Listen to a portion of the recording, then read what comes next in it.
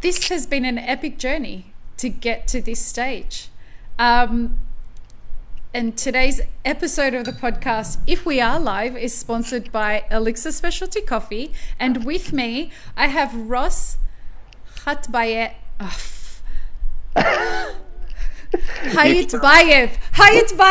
Ross Khaiitbaev. Did I get that right? Perfect. Woohoo! Okay. Man, dude, after everything that we went through in the last 43 minutes, actually longer, it's almost an hour now, to get to this point, I cannot tell you how excited I am to have this conversation with you. And even the preparation for this episode was different for me. Okay. I got this feeling that given the way that this conversation happened, I was just meant to go with it. I didn't know what to expect from this conversation, other than from the phone conversation you and I had. I knew this was going to be epic. So welcome and thank you for joining me. Thank you for having me. It's good to be on. You are a very young managing director of a coffee importer called MTC, well, previously called MTC Group, now called MTC Sucafina. Mm-hmm. Is that correct? Yep, correct. And you have been in coffee how long now? Oh man, how far do we go back? So my first job was actually in a cafe, and I was, don't tell the authorities, but let's say I was 14 and 9 months, as by Australian. Let's go with that. We've all worked illegally at some point, whether it be in the country we live in or the not country that we weren't supposed to be working in. Cheers, mate. It's such a pleasure to be chatting with you. Thank you very much. Cheers.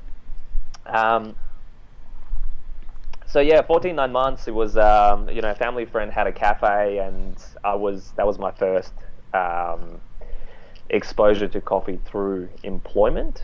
And yeah, from there on, as we all do, sort of help out on the weekends and in the afternoons, and do what you can. And I think I started off, must have been a kitchen hand, and then worked my way up to the juice bar, which was really cool.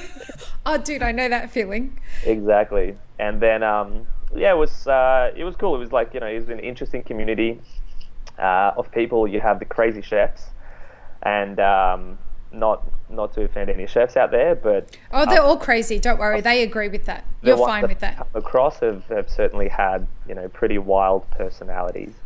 I call it a spice of life. Spice of life, nice. And then from there, working with the front of house staff, and just also mingling with the clients, and it just appealed to me so much from the get-go. And I was like, man, what a variety of people that you're exposed to through hospitality, all different walks of life, all different backgrounds. And I was at that time 14 and 9 months, so I was probably about 2 years in Australia. So it was cool. How long were you in Australia? So we moved in 2000.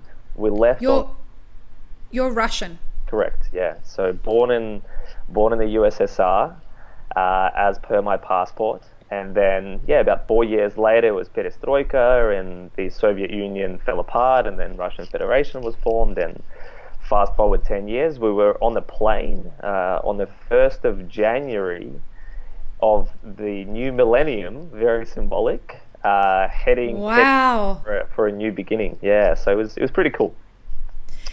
And how old were you when you got to Australia? So I was 13. Yeah, 13 and wow. and a couple. We're both immigrants. Yeah, I'm an immigrant to this country. You're an immigrant to my home country. Yeah, everyone's an immigrant at some point in their lives, I think. Yeah, it's becoming that way. Yeah, exactly. So, coffee, is your family in coffee? No. So my interestingly enough, my dad's actually from Uzbekistan, which is like Central Asia, from a village, and my mum is from the Ural Mountains in Russia, which is like the great dividing range between Western Russia and Eastern Russia. So beyond the mountains is Siberia and taiga, And on the other side of the mountains is where like 90% or 95% of the population lives. Yeah, wow. So yeah, like farming backgrounds, and pretty simple life for them as they were growing up, because they both grew up in villages. And then yeah, mum and dad both decided to leave everything and everyone they knew behind, and yeah, moved to Moscow. And they moved there, got jobs, studied, and then yeah, met each other. And then They're like off to America. Look at me. They've turned me into such a fucking patriot. I'm not an American patriot. This is a cool enough country, but Australia rocks. But so off to Australia, and then like, well, they have you, and they head to Australia, and then a year and a bit later.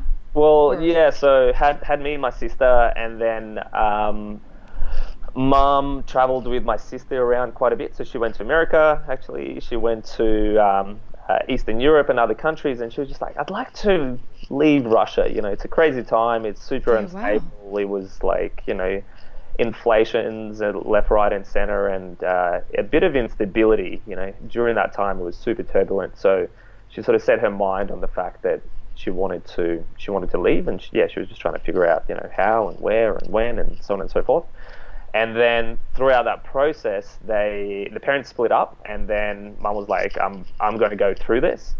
And yeah, so we came over here with my mum and my sister in January 2000. So you're surrounded by power women. Exactly. Yeah. Love it. Yeah, Love it. Mum's a gun. She's an extremist, but in the things that sort of interest her, she'll pick something up and she will just go so deep and so invested in things. It's admirable, but at the same time, you're like, okay, you don't need to go that far. So how do you go from that environment to getting into coffee, to then becoming the managing director of a coffee importer? Yeah, it's an interesting question, and I get asked it a fair bit. After that first job in cafes, I basically worked in the cafe when I was 14. I worked in cafes and restaurants throughout the rest of high school and the university years, and then I took a couple of years off just to try and figure out what it is I wanted to do as well. So I spent a bit of time traveling, and I came back and I decided to be a travel photographer. And I was like, perfect. Started. That's a job that's going to get me nowhere. Exactly, yeah. I'm not going to earn any money the rest of my life from doing that. Because 3% of everybody that does that actually makes a living out of it. Yeah, it was interesting, because I met this guy, and he was a travel photographer. He's like, it's great, it pays really well. I'm like, all right, I'm going to do it. So yeah, I came back to Australia. Until Instagram happened and everyone was a photographer. Exactly, right. So yeah, I came back, started a business. I was still studying at the same time as well. What were you studying, if you don't mind me asking? So I studied journalism, so communications and journalism. I quickly realized that journalism was on a similar trajectory as photography, and with social media and everything else. And the curriculum that we had in basically year one, the lecturer said that it's not going to be relevant by the time you actually finish your degree. And I'm like, well, I'm out. So I did a year of that, but first year uni is pretty broad, and you do some like base level subjects, and then it's pretty easy. An arts degree majoring in journalism, or were you doing a journalism degree? Oh man, it was media and communications majoring in journalism. What school? Which university? University of Macquarie. Oh, my twin sister's one. I was going to say University of New South Wales, we would have been alma maters, but that's all right. It's the third best university. Yeah. We're all such rivals, aren't we, in the university scope in Sydney? No, Mac Uni's awesome. Go ahead. I'm sorry. It's cool, and they had a pretty good program, but I was just like, this isn't interesting enough for me, and I don't feel sort of fulfilled, if you will. And then I did I did some business subjects, I did some marketing subjects, and I was like, this is cool. And I was doing my photography business at the same time, and I was working in a cafe as well. And it just sort of appealed to me, and I was like, photography is kind of going nowhere. So I just kind of wound that down, and as you know, a startup and a new business is super challenging, and you severely underestimate the amount of work that you need to put in, and all the systems and procedures and things like that you need to have in place, statutory regulation, reporting, and and then there's earning a living from what you're doing. Sorry, as well. what? Making money. It's a novel concept. So I decided to scale it down, wind it down, and then just leave it as a hobby. I still pick up the camera every now and then, and whenever I have time, I absolutely love it. But I decided not to turn that passion into work. And it was about 2 years last couple of years of uni, I started working at this coffee cafe. And at the time, they were literally just beginning to transition from buying roasted products to roasting their own. And it was a super interesting bit of exposure for me because, at the time, specialty coffee was booming and everyone was getting into siphons and pour-overs, and, the Slayers have just come out, and there's all these different machines, and it was super cool. Pre-infusion, extractions, all these other bits and pieces. The coffee tech revolution. Exactly. Yeah, it was just kicking off. Coupled with the coffee blogs and forums and. Exactly. So I was working in this cafe in Crow's Nest called Bean Drinking, and we love the name. Yeah, it was great. It was awesome. I was working with Keithy, and we had. The blend was roasted by someone else at the time, but we started roasting our own singles, and through that process we had a bunch of green coffee in the cafe. And as most people that are not exposed to green coffee, I was like, oh shit, coffee's green. And then I was like, well, how do you go through the process? And then we started. I remember my moment like that too. Yeah, it's so cool. Yeah, that was it. So it was really cool, and I got a lot of exposure through that, and that was the catalyst, for me delving deeper into it. I was still studying at uni, finishing that off, and at the same time working in this cafe, roastery, managing the bar, and over the couple of years that I was there, we transitioned to roasting our own blend as well, which is a lot more challenging, or it was at the time, than roasting your own singles. You do a single, you roast a few kilos, you sort of, if you stuff it up, you put it through, and it doesn't really matter. But as soon as you start doing the blend, that's your bread and butter. That's your 90% of the people that come through the door that are drinking their milk-based coffees and putting their sugars and equals and everything else in there. They are drinking the blends with milk, and it has to taste the same every day, doesn't it? It has to taste the same. We try and sneak things into the blend, and they would pick up on it. And even though it was better, they would turn around and they would be like, "What's going on here?" Yeah, Australian palates, the customer base of the Australian coffee drinking community, their palates are so much more. What's the right word? Fine-tuned. I hesitated to say refined or fine-tuned only because I'm going to get hell saying, fucking Australians, I think they're so much better than everybody else in the coffee world.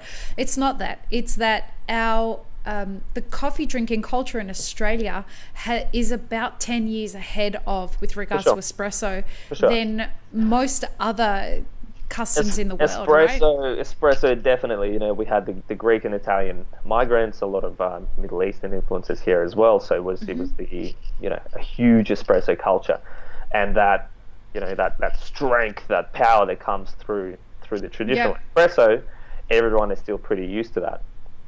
Yeah. So if we try to filter, different story. We don't know shit about filter. Yeah, filter's different. It's I mean, I drink filter every single day. Me too. That's how I drink my coffee, for a number of reasons. But yeah, a lot of the people out there, when I was working at the time, we probably did 90%, milk-based coffee, and then you do 8% of black coffee, and then maybe 2% of filter. And at the time, it was pretty rudimentary. It was sort of slow.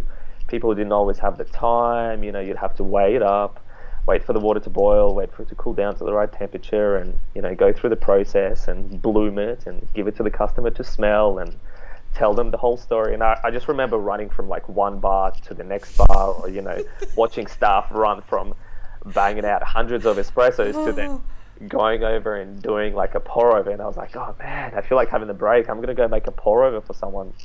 God, we did some stupid shit, didn't we? Yeah, it was cool because it was fun. It was fun, and it puts a lot more attention on the product, and that appealed to me a lot, and the product and where it's from and how it's processed. There was a funny story. There was a barista that was working for me at the time. He's still in the coffee industry, and I hope he sees this. Do you want to give him a shout out? What was his name? No? Oh, you're about to tell an embarrassing story about him? He knows who he is. And, okay. I've told the story so many times that I've never attached a name to it. But anyway, he was running around, and he was just like, he was doing the pour overs, and we had like a Costa Rican honey process at the time. And he didn't read the pamphlet properly, and he would run around and he would tell the customers the story that it's a honey process. So because of water scarcity and they're trying to preserve water, what they're doing is they're fermenting the coffee with honey. And I was like, okay, it's kind of funny. And, we sort of let him go a few times. And then after a while... Did someone pull him aside and say, there's no fucking honey in this? Pulled him aside, and I was just like, dude, if they don't have water up there, how the hell are they going to get honey? And why are they using a more expensive product to ferment? Yeah. This makes no sense. And he was like, oh shit, I just thought that honey process was like, processed with honey. Anyway, Go ahead. I was just going to say, we went through this like learning curve where, there's all these new terms and there's all these new concepts that we were exposed to, and we just didn't really know, where to place them or how to think about them and just what it all meant, really. And that part of it appealed to me a lot. Well, a lot of people at the time worldwide in the industry, we were pretending we knew what the fuck we were talking about. Yeah, exactly. There was a lot of that. And there was no... Tim Windelbow and I spoke about this when he came on the podcast. We were all too scared to say what we didn't know. Yeah. And of course, that just led us all to look like we understood what we were talking about, but we didn't know what we were talking about. I remember the first time I heard the word honey processed, and I'm like... I'm just going to shut my mouth right now. I don't know what that is. So I tried to find the information on the internet, couldn't figure it out. There were so many different people saying it, and had to then go and like ask somebody who I respected on the side and be like, what the fuck is honey process mean? And they're like, I don't know. Don't tell anybody I don't know, but I don't know. And I'm like, there's something weird going on in our industry. What? And of course, I'd come from corporate where you were trained to know what you know. And this leads me into something that I really want to talk with you about. This idea of how we ended up in this situation that the coffee supply chain is in with such a low barrier to entry. We have such a low barrier to entry. But before we do talk about that, I do want to hear how you got to becoming a managing director of what used to be called Mountaintop Coffee. Is that right? Is that how it got to MTC? Yeah. So what it was at the time when I joined the company. So after being drinking, I was there for a couple of years, and I was just about done with my degree, and it was commerce, and I was majoring in marketing. And my friend who used to come into the cafe like religiously every single day just sent me a text, and he was just like, hey, these guys are hiring. I think you would be the perfect fit. and I was like, oh, I was pretty happy here, but I'll just go and chat to these guys and see what's going on. So yeah, went in for an interview and then sat down with them, and yeah, they were looking for somebody to do part-time QA and part-time marketing, and it was perfect because I wanted to practice some of the things that I learned at uni, and implement them in the workplace, and really understand what a lot of these concepts mean. But at the same time, I wanted to keep learning about coffee, so that was like a perfect point of entry for me personally. And yeah, did that for a little while, and then I was roasting samples, packing samples, cupping, and we were doing that on a daily basis. And I was lucky enough to have really good teachers. We cut with clients all the time, and then yeah, after a while, I don't know how it happened, but I just got a bunch of clients, and people were contacting me, and they were like, "Hey," like with no effort. I need to learn how you did that, because I'd just love to all of a sudden out of nowhere get a whole bunch of clients. It was a mixture of inquiries, a mixture of me sending samples out, people coming around for cuppings, and reaching out. There was a lot of curious people out there at the time as well. Yeah. So circa what? 2000 and what? So this was 2013, I think, 2012 or 2013. Which sounds so long ago, but it was only 6 years ago. Yeah, crazy, it was like, I think 6 or 7 years ago when I started working for the company, and then from there, yeah, people were just curious, and they'd reach out and they'd ask the same sort of questions. What's honey? What's this and this and that? And you knew the answers by that point. Yeah, by that point, I knew everything there was to know about green coffee within 6 months. Not really. Well, hey, listen, there are some people in our industry who call themselves master roasters after 6 months in coffee. Yeah. So, there is that. And anyway, that was sort of the beginning of the journey. And the more questions people asked, the more I learned, because I had to answer those questions. Yeah, and wow. It's funny when I talk to an exporter, they tell you the right information for that exporter, for that producer, for that farmer, for that region, and whatever. But you go across the border to a different state, or you go to a different country, or you go to a different continent, and all of a sudden, the same rudimentary process, or what should be the same process, is just very, very different. So it was a very steep learning curve, as my previous boss used to say, throw them in the deep end, and it's a sink or swim. And yeah, it was a great experience. It was really cool, and through the sales process, and just through having conversations like what we're having now, you discuss different origins. People are asking about different types of processing, and people are asking about different grades, and what does this mean, and what does that mean. So through that, I guess I sort of learned, and my role shifted and changed over the years. And yeah, end of last year, we flew into Hong Kong we have like a annual meeting, because we're always scattered all over the world. We have a handful of people in Australia. We've got some folks we work with in New Zealand. We had a nomad, we still have him, Daniel, who travels around Southeast Asia. He was sort of hopping around Indonesia, Papua New Guinea, Timor-Leste. He'd pop down to Australia every now and then, go up to Hong Kong. He was also working in Africa. He really is a nomad. Yeah. So Andrew at the time who was my previous boss. He was living in Barcelona. We had an office in Hong Kong. Like, we were a tiny company, but we were just so spread. It was crazy, and it was super important for us to get together, once a year or twice a year, and just sit in the same room and lock the door and turn the phones off and just be like, okay, are we on the right track? What are we doing? What's going on? Let's have that powwow. So we were doing that. I think it was about like November, December last year, and yeah, we were sitting down. I was presenting on Australia and New Zealand, and the work that we're doing and what the market is doing, and certain projects and certain like marketing campaigns and things that we'd run, and whether or not they were successful, and how it is, just fine tuning, tweaking things. And then in come in this couple of folks, and they were like, hello, do you mind if we sit in?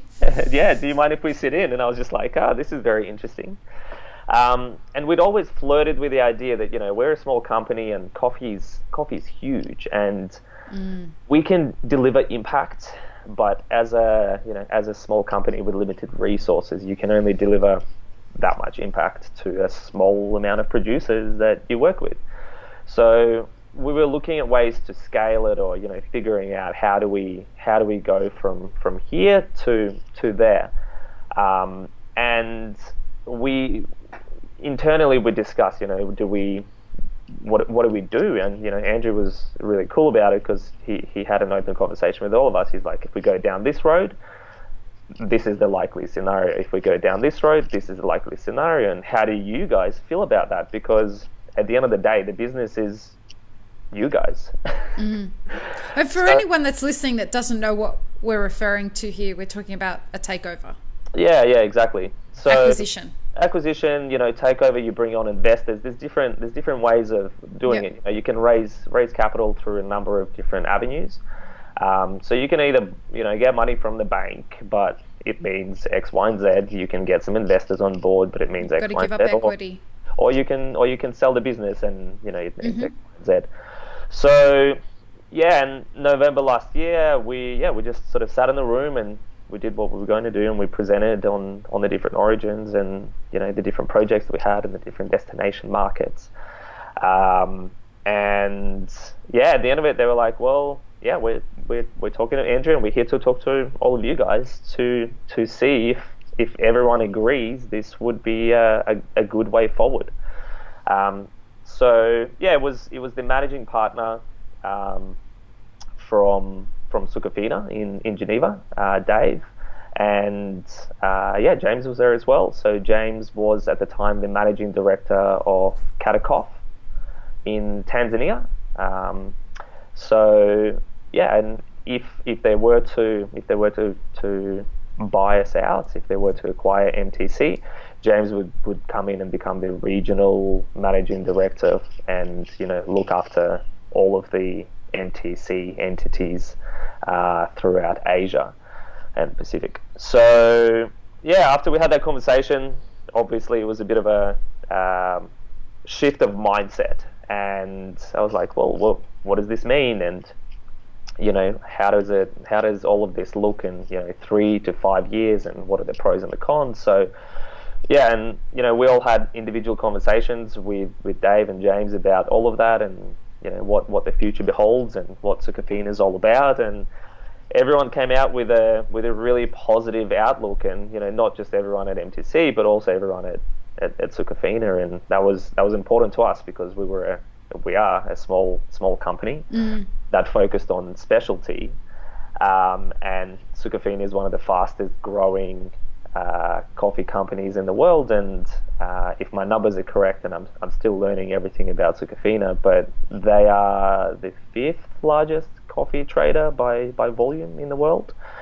It was important to assess and evaluate what happens 3 to 5 years from now. Are they going to let us run free and then sort of pull in the reins after a couple of years, or are they going to enable us, and are they really going to get behind our morals and values and the work that we've been doing and help us get there faster, or help us do the work that we're doing better?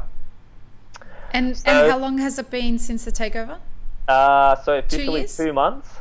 2 months. I don't know why I thought it was. Yeah. Did this start a couple of years ago? No. The conversations? So it all happened really quickly. Yeah, it all happened in the last 6 months. We had the conversations about 6 months ago, or just over 6 months ago, and then I think it was Christmas Eve or something along those lines that Andrew sent us the message, and it was like, "Merry Christmas, by the way. Here's what's going on," and we're like, "Oh, awesome." Okay. And then so we really hit the new year running, and it's it's a challenging time in coffee. It's always a challenging time to transition or swap systems or do anything, because particularly with destination companies, meaning like you're an importing company working with 15 different origins around the world, the work never stops. No. One of the origins is sampling, another one of the origins is shipping, another one is sending you samples, and then it's harvesting, and it's budgeting and forecasting, or it's the off-harvest type of work that you need to be doing. So we're like, well, there's never a good time to do it, and let's just get it done. So yeah, we smashed through it, and the official flick the switch. The official ribbon ceremony, so to speak, was end of March, 1st of April. So wow. April and May. Which is why when we spoke on the phone initially, I said that I'm not 100% all the Sucafina details. I share with you as much as I can and as much as I know. Yep. But there's still so much more for me to learn about the work that these folks are doing at Origin, and the depth of work that they're carrying out at all the producing countries as well is enormous. So and then as Andrew sold the business, there was an opportunity for me to sort of put my hand up and essentially say, and steer the ship. I'll run the company.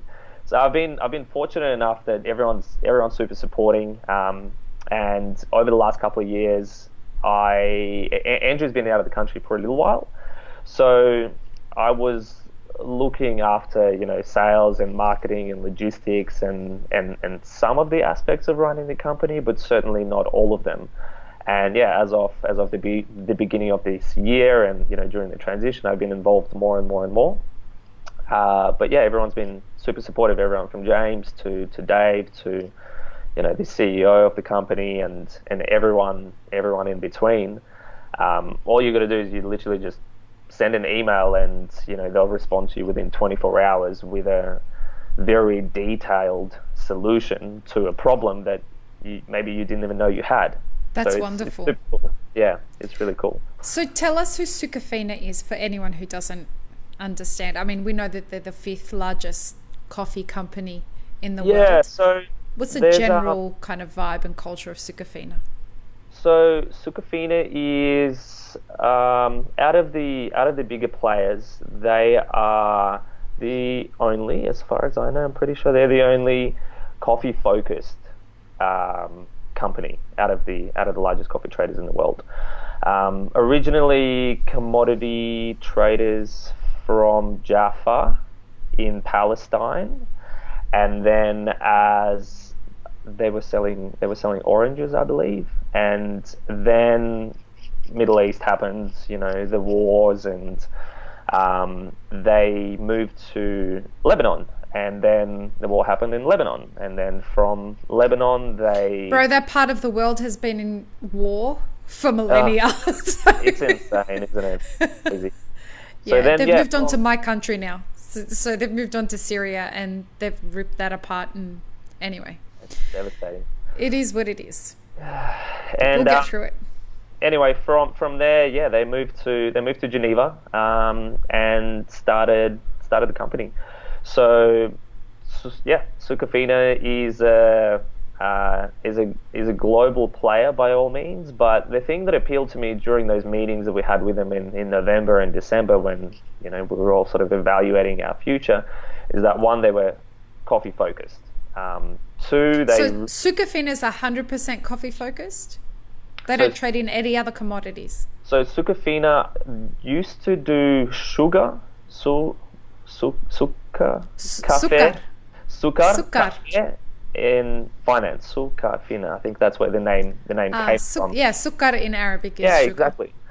So and right now they are they're focused on coffee. So that appealed because a lot of the time coffee represents 5, 10, 15, 20% of a company's portfolio, and that means that it gets 5, 10, 15% of their attention.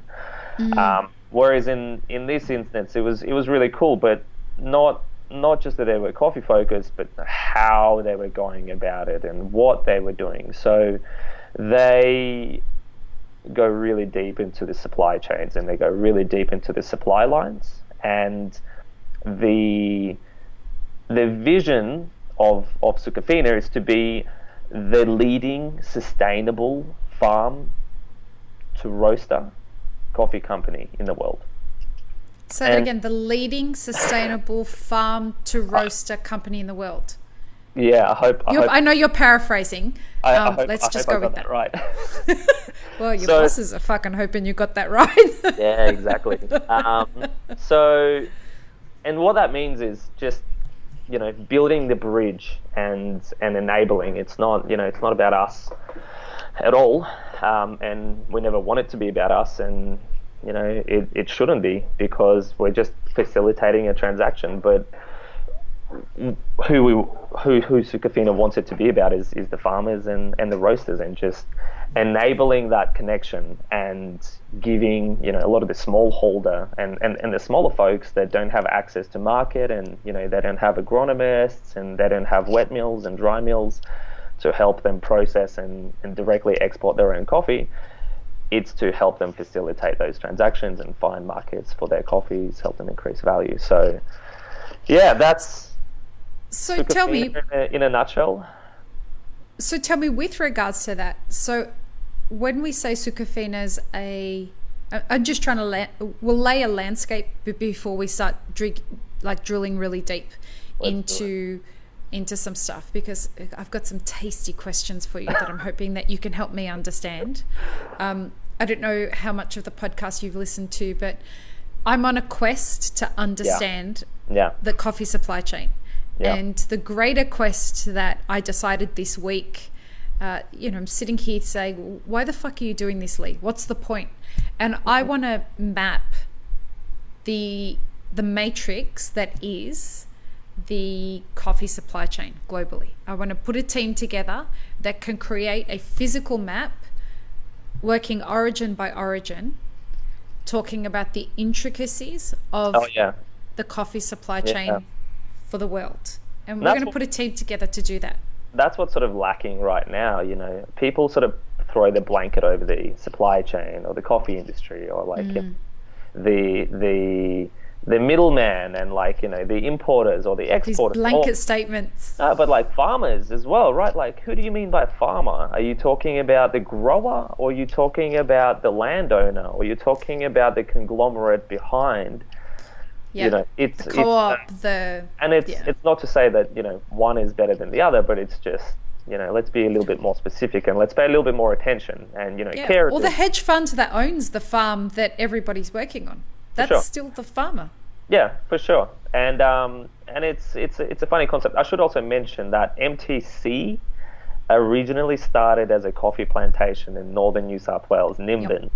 So our heritage, MTC's heritage, and it's sort of, that's what I was taught, and it carried on when I started with the company in 2013, was that we were farmers, kind of, in a weird way. And even though we were privileged farmers in a first world country, and we had different types of problems, we still understood some of the really basic and rudimentary challenges and obstacles that farmers at origin would have faced. You take away the mechanical harvesting and the fertigation system that we had, and you go, holy shit, how do you water? You're still working the land, mate.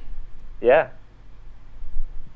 None of that's it. You're still battling the elements. You still may not get water this year. Exactly.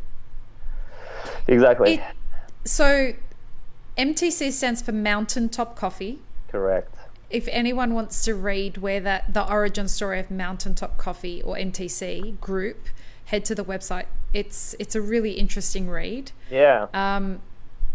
I usually don't like to dig deep into, and I said to you before, I took a different approach to the way that I was approaching this conversation, and I don't know why. Okay. I knew from the beginning of when Jamie had reached out to me that there was something going to be different about this conversation, and every kind of technical problem that could have gone wrong did go wrong, and blah, blah, blah, blah, blah. But I learnt some things about your company that as I was reading the origin story of it, which I typically don't read because I like to hear the story from the person who I'm talking to, because this is a conversation, it's not an interview, right? And the thing that really like captured my curiosity was, this sounds like a really grassroots sort of hippie-esque company that started, that grew into something that's now been acquired by a multinational company. And that's not how it typically goes. Yeah. And I wonder how many more are going to go like that. And my prediction is that a lot more companies are going to go like that. It's almost like companies are now starting so that they can be acquired. It's like this like aspiration towards globalization. People are building these companies so they can get bought out by the bigger guys. Do you know what I'm saying? So Andrew is definitely not a hippie. Okay. But he had the experience and the exposure to the farming life. So he very clearly understood the obstacles and the challenges and the barriers and some of the opportunities. So from that, we got our values, and you could say that those values were kind of hippie-esque. It's about growing a good quality product. It's about going about it in the right way. It's about looking after the land, because in return it's going to look after you, right? Well, they're hippie values, mate. Exactly. That's why when you read the website, you're like, this sounds like hippies grew it, especially because it's on a mountaintop and all that kind of stuff. Right? It's in Nimbin. You're like, well, this sounds like a weed smoking hippie that ended up selling to the big guys, and that seems to be the way it's all going now. So Andrew sold we sold Mountaintop because Andrew sold Mountaintop because it got to a stage where it sort of it plateaued, and he was just like, it's an asset sitting there. There's not a lot of growth. We were facilitating and processing a lot of the coffee for other farmers around the area, but shit happened, right? Coffee happened. Weather, frost or sunshine, or you name it. So a lot of people just got a bit sick of the instability, and what they did is they ripped those plants out and they planted macadamias, because kind of like what's going on in every other coffee growing country except for Brazil, China and Vietnam right now. And they planted macas, because macadamias are native to Australia for anyone watching in Hawaii. And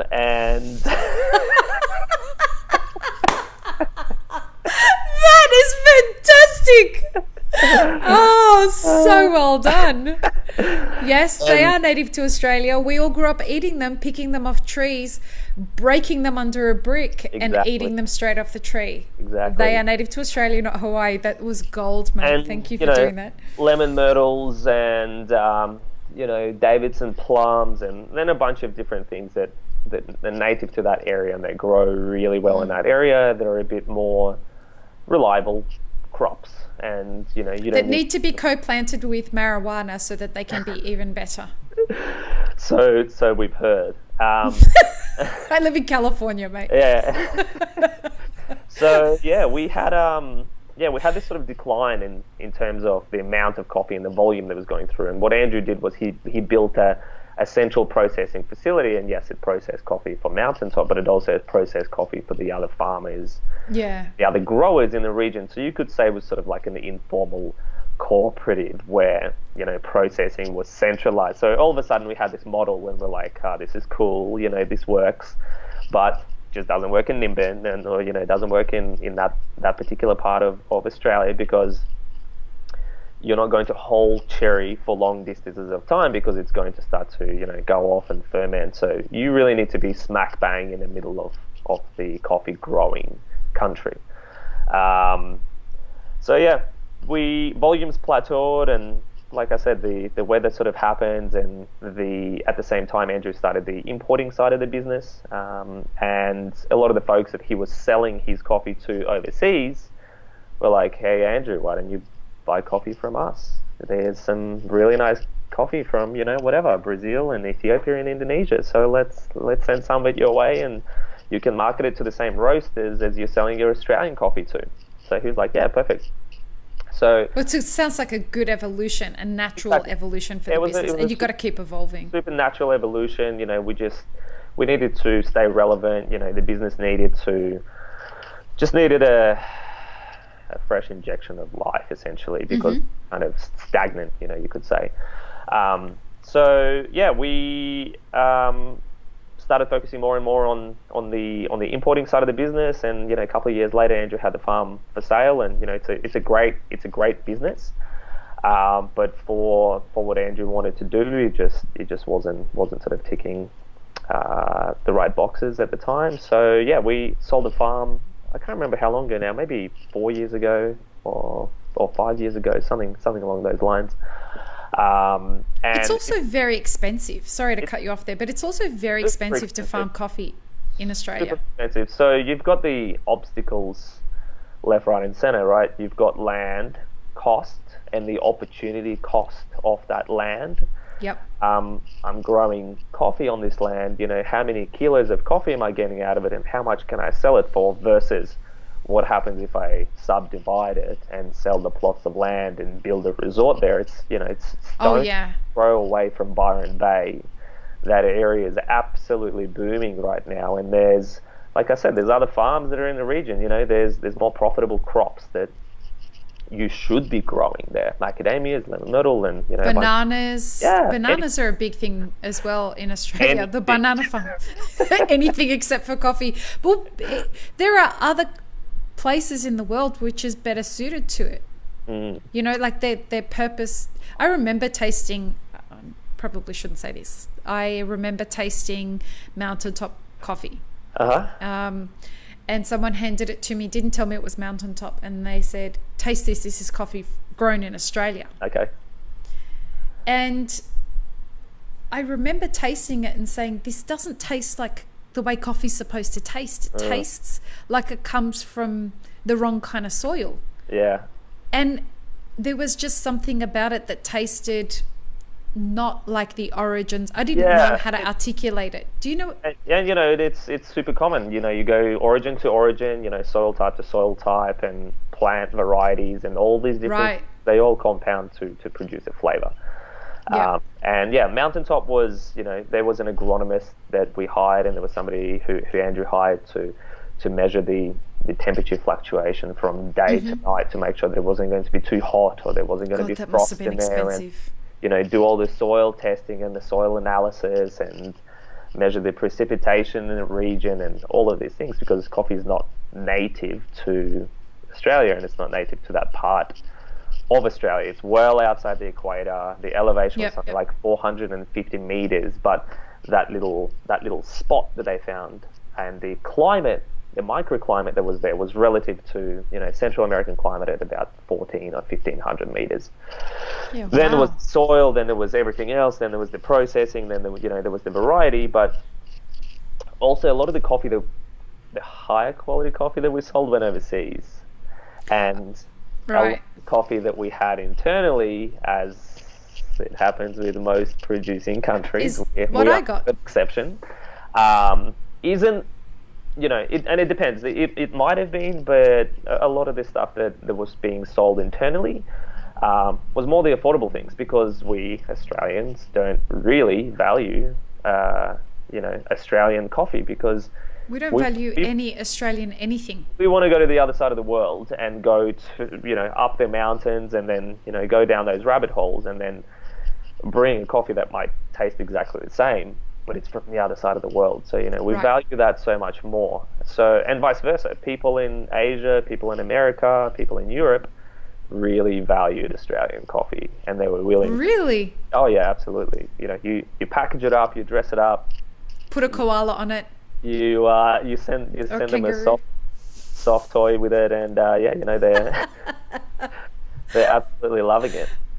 It's shocking how easy and how just naff that kind of marketing is.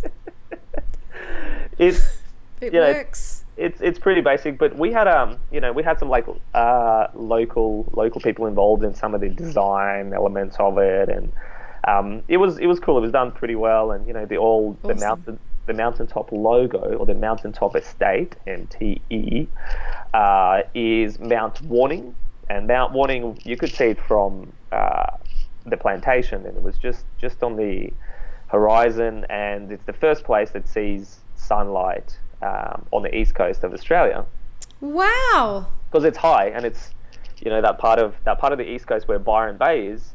There's Yeah. the most easterly point if you go do that lighthouse Yep. walk.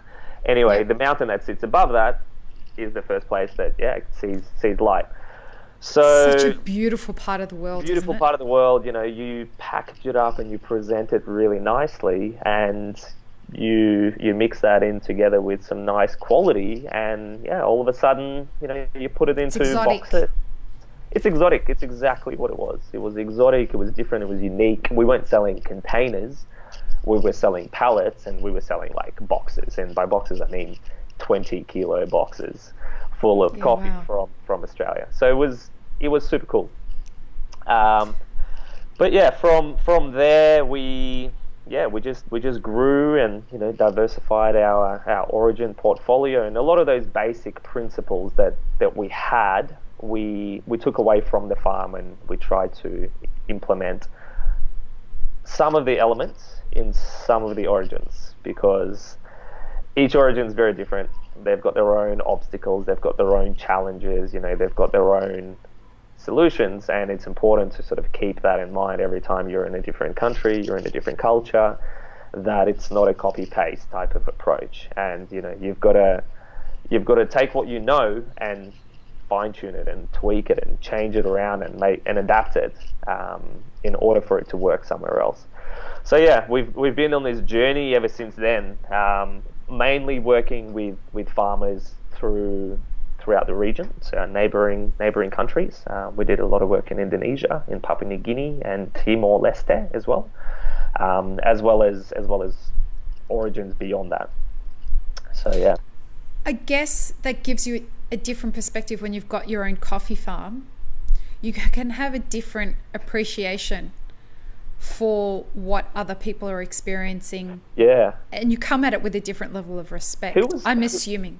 Who did you do that podcast with? Was it Tim? That Which one? It's got it was a Got their recent own coffee podcast. farm? Yeah. Yeah, Tim Windelbow's got his own coffee farm, It was funny. and he works on it. I was listening to that, and I was just like, man, that's crazy. Some of these challenges and some of these things that he's talking about is exactly right. You face all of these obstacles that you need to overcome, and some of the things are within your control, but 75 to 80% of the things are outside of your control, and it's the weather, it's the pests, it's the climate, and it's all of these bugs in the soil, and it's everything, right? So it was interesting, and prior to coming onto this podcast, I was like, man, what am I going to talk about? Oh, bro, I've got so much to talk to you about. You don't have to worry about that. I have no idea.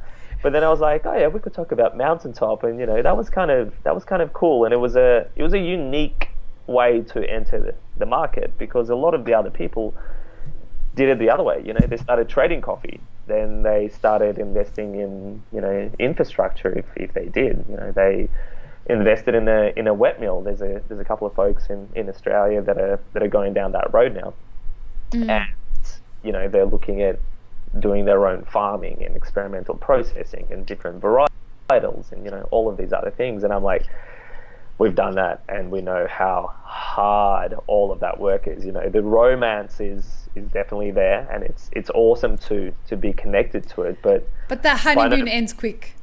No means should you underestimate the amount of work that it involves and the lack of control that you will have. We come from a destination market, right? We used to automatic machines and grinders, and controlling the temperature and the humidity in the room, or the dose and the Lots of temperature privilege. of the water.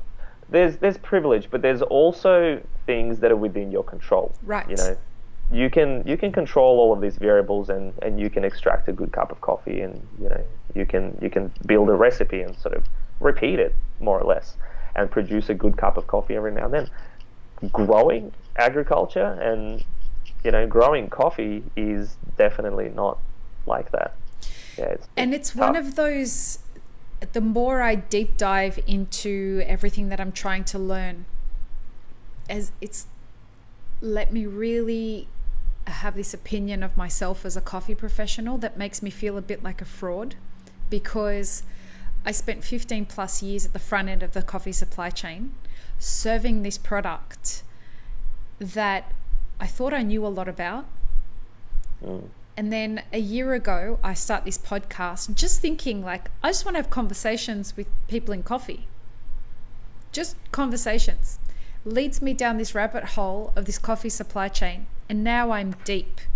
Dude, I'm so deep that I'm getting secret messages from people asking me to come to Origins so that they can show me things that haven't made it onto the press. Really illegal, deep, dark shit that they want me to see. Yep. Things that I wasn't aware that happen in coffee. And I've come to realize that, hold on, there's a whole part of this story that we don't know. There's a whole part of this story that me as a coffee professional, I feel like I know 5% of what I should know. And I'm really good at the very front end of the coffee supply chain, but there's this whole other back end that we really need to start unearthing and unpacking. And there's lots of great folks in our industry that have been trying to do that for a couple of decades now and they just keep hitting a wall. And now what we're starting to see is finally some of that stuff penetrating, and little by little it's making it into mainstream media, thanks to the fact that social media exists, and it doesn't take as long for people to start spreading the word about things. Unfortunately, it takes something like, we shared a video on the Map It Forward Instagram of a coffee farmer cutting down coffee trees in Brazil. It went so fucking viral. It was insane. It was absolutely insane. We got it because someone shared it with me through a WhatsApp group. And it was a coffee farmers WhatsApp group. Last week, that video ended up on nationally across Australian television. And you think of the speed of that, and you think crazy. It's insane. It's absolutely insane. And not even a decade ago, if we wanted, Emily Oak was on this podcast and she talked to us about how she would communicate with coffee farmers less than a decade ago. And she said you would have to send a fax to someone at Origin. They would then take that fax to the coffee farmer, and a week later you might hear a response to the fax that you sent. Whereas now all of that stuff happens so instantly through WhatsApp, and is just really accelerating what we can learn and how we can learn it. I think what's missing now, and we've got access to the information and the ability to start unearthing what's really going on. The next step, there's two more steps that we need, is we need the industry to give a fuck, and then we need ultimately coffee drinkers to give a fuck. Exactly. So the biggest challenge is you're getting people to value coffee, value the work that goes into it, and endorse that in whatever way they can. As we were talking earlier, and we know when we're working behind the bar and we're working in cafes, 90% of these people are drinking their cappuccinos with a couple of equals, and it's extremely challenging. I know this from a front end perspective, to convince them to, one, spend more money, but two, just be inquisitive and to care, because for a lot of them it's a habit, and it's something that they don't think about. It's it's automatic. put on their it's automatic. They put on their pair of slippers in the morning and, pull out their Instant or, go to the cafe, grab a takeaway, go to work, and then they sort of read the paper. And then, they read the paper and they kind of go, oh, shit, this product that I'm drinking. And, that's it's endorsing slavery. Yeah, exactly. And some of the origins are, a lot worse off. There are origins. Which ones, in your opinion? We've got to talk about this stuff, and if we don't talk about it, we don't learn it. Yeah, absolutely. So there's how you look at it. I spent a lot of time in Indonesia in the early years at MTC, and for the last few years I've been traveling to Central America. And within Central America, if we're just sort of looking at that group of countries there, we've got Nicaragua, we've got Honduras, we've got El Salvador, we've got Guatemala, and we've all seen the news and we've all seen the press and the caravans and the workers and the pickers and everything. Let's break it down while you're talking about those things. Sorry to cut you off there, but I don't want us to skim over what has caused such a terrible situation in that part of the world, in Latin America. How far back do you go, right? So there were communists in the area. There was geopolitical forces at play. There was the East versus the West. Nicaragua, Guatemala, Cuba. There were strongholds for a lot of the communists and the West opposed it, and they were trying to squash that, and they were just caught in the crossfire. There was sort of the collateral damage. So there's a bit of a hangover from that. Last year I went to this region in Guatemala, high in the mountains, and it was the rebel stronghold, and it was just an eerie place. It was super weird. What's that like to go to? It was kind of weird. It was safe because it was as safe as Guatemala is, and you have sort of armed guards here and there, and people sort of keeping a lookout, and if anything happens, you get a shout out, and you can sort of evac out of there.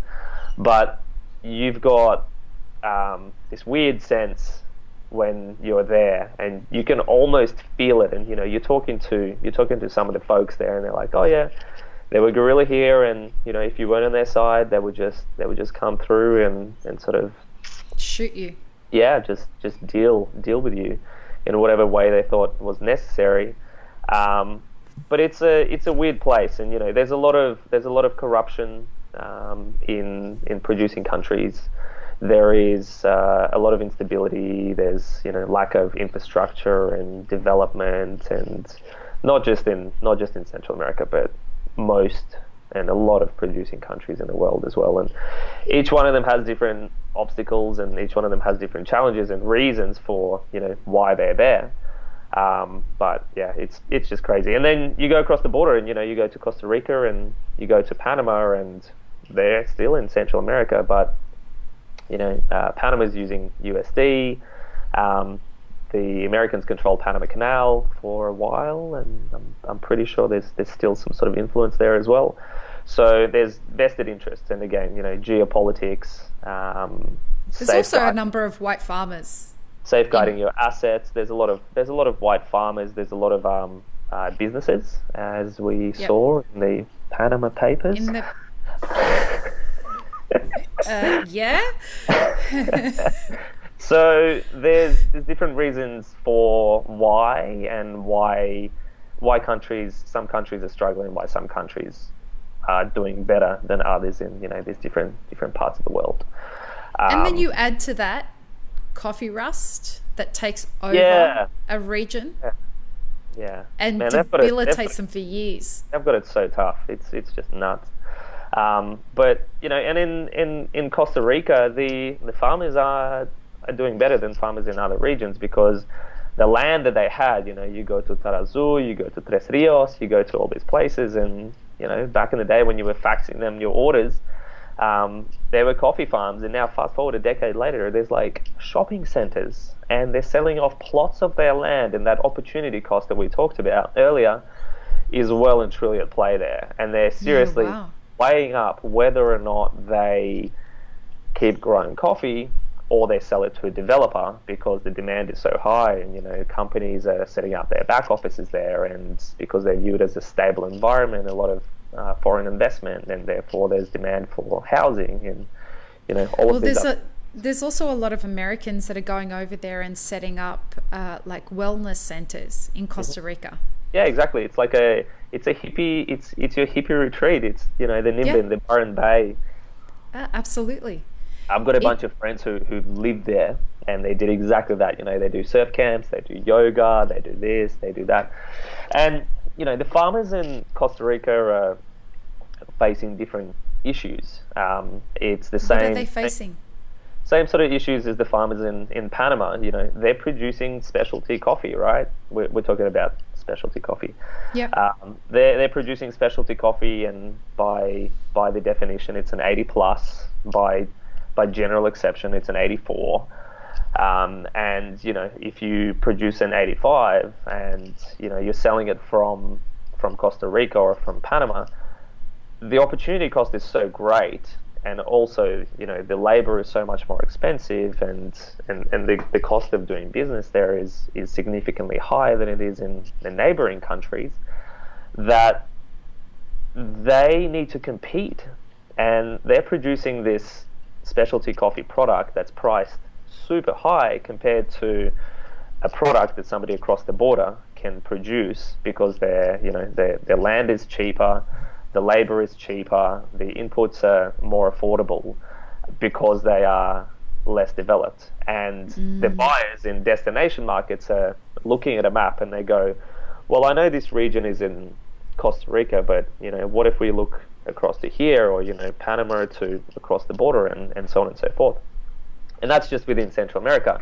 And they kind of put a bunch of coffees on a table, they cup it for the first thing a buyer always says is, send us some samples. And I'm like, before I do that, let me understand exactly what you're looking for, because if you have a price point threshold, if you're looking for a video, you need a video with this coffee, I'm not going to send you a sample of X, Y, and Z, because we just can't, we don't have access to that, or whatever.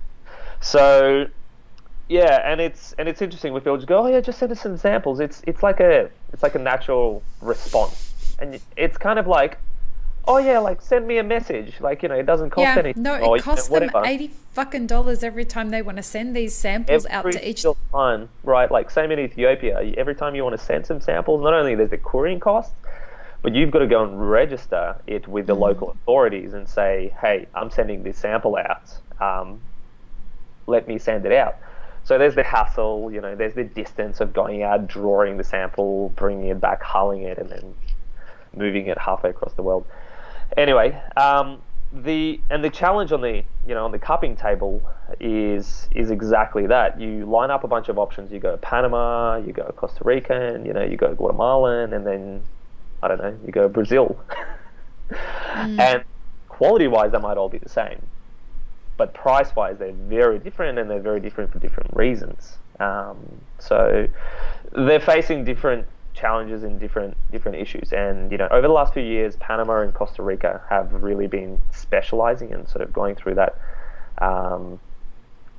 process where they need to differentiate themselves. They went through the micromeal revolution in Panama. There's the traceability aspect, the quality is there, the varieties, the spread of varieties and the different types of processing has been introduced there over the last few years as well.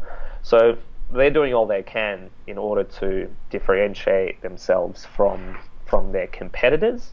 And they're doing a great job at it. And they're doing the best of Panama, exactly. The La Matastas family, who just won Best of Gesha 2 years in a row. They're just doing such a wonderful job at separating themselves out from the rest of the world. Exactly. In what they do. some of the other challenges that those guys face is, not everyone's going to be blending with a $50 a pound coffee. No. Not everyone is going to be offering it out on a regular basis. And what we're seeing in Australia is a lot of people, and I'm not sure about the rest of the world, but in Australia we've had this weird thing happen. We've had the currency devaluation over the last 6 years. We were at parity with USD when specialty it was absolutely booming. Everyone was blending with Geshes and Geshes and and so on and so forth. And it was like they used to boast about it. Remember, this is a blend that's got a Gesher in it. It was crazy. Why? Exactly. And we kind of got used to that quality because we could afford it. But as you know, the cost of your coffee in the cafe hasn't gone up that much. Maybe it's gone up $1 or whatever, but that dollar represents the increasing cost of rent, increasing cost of labor, increasing cost of machinery and everything else. No way it covers the increasing cost of coffee.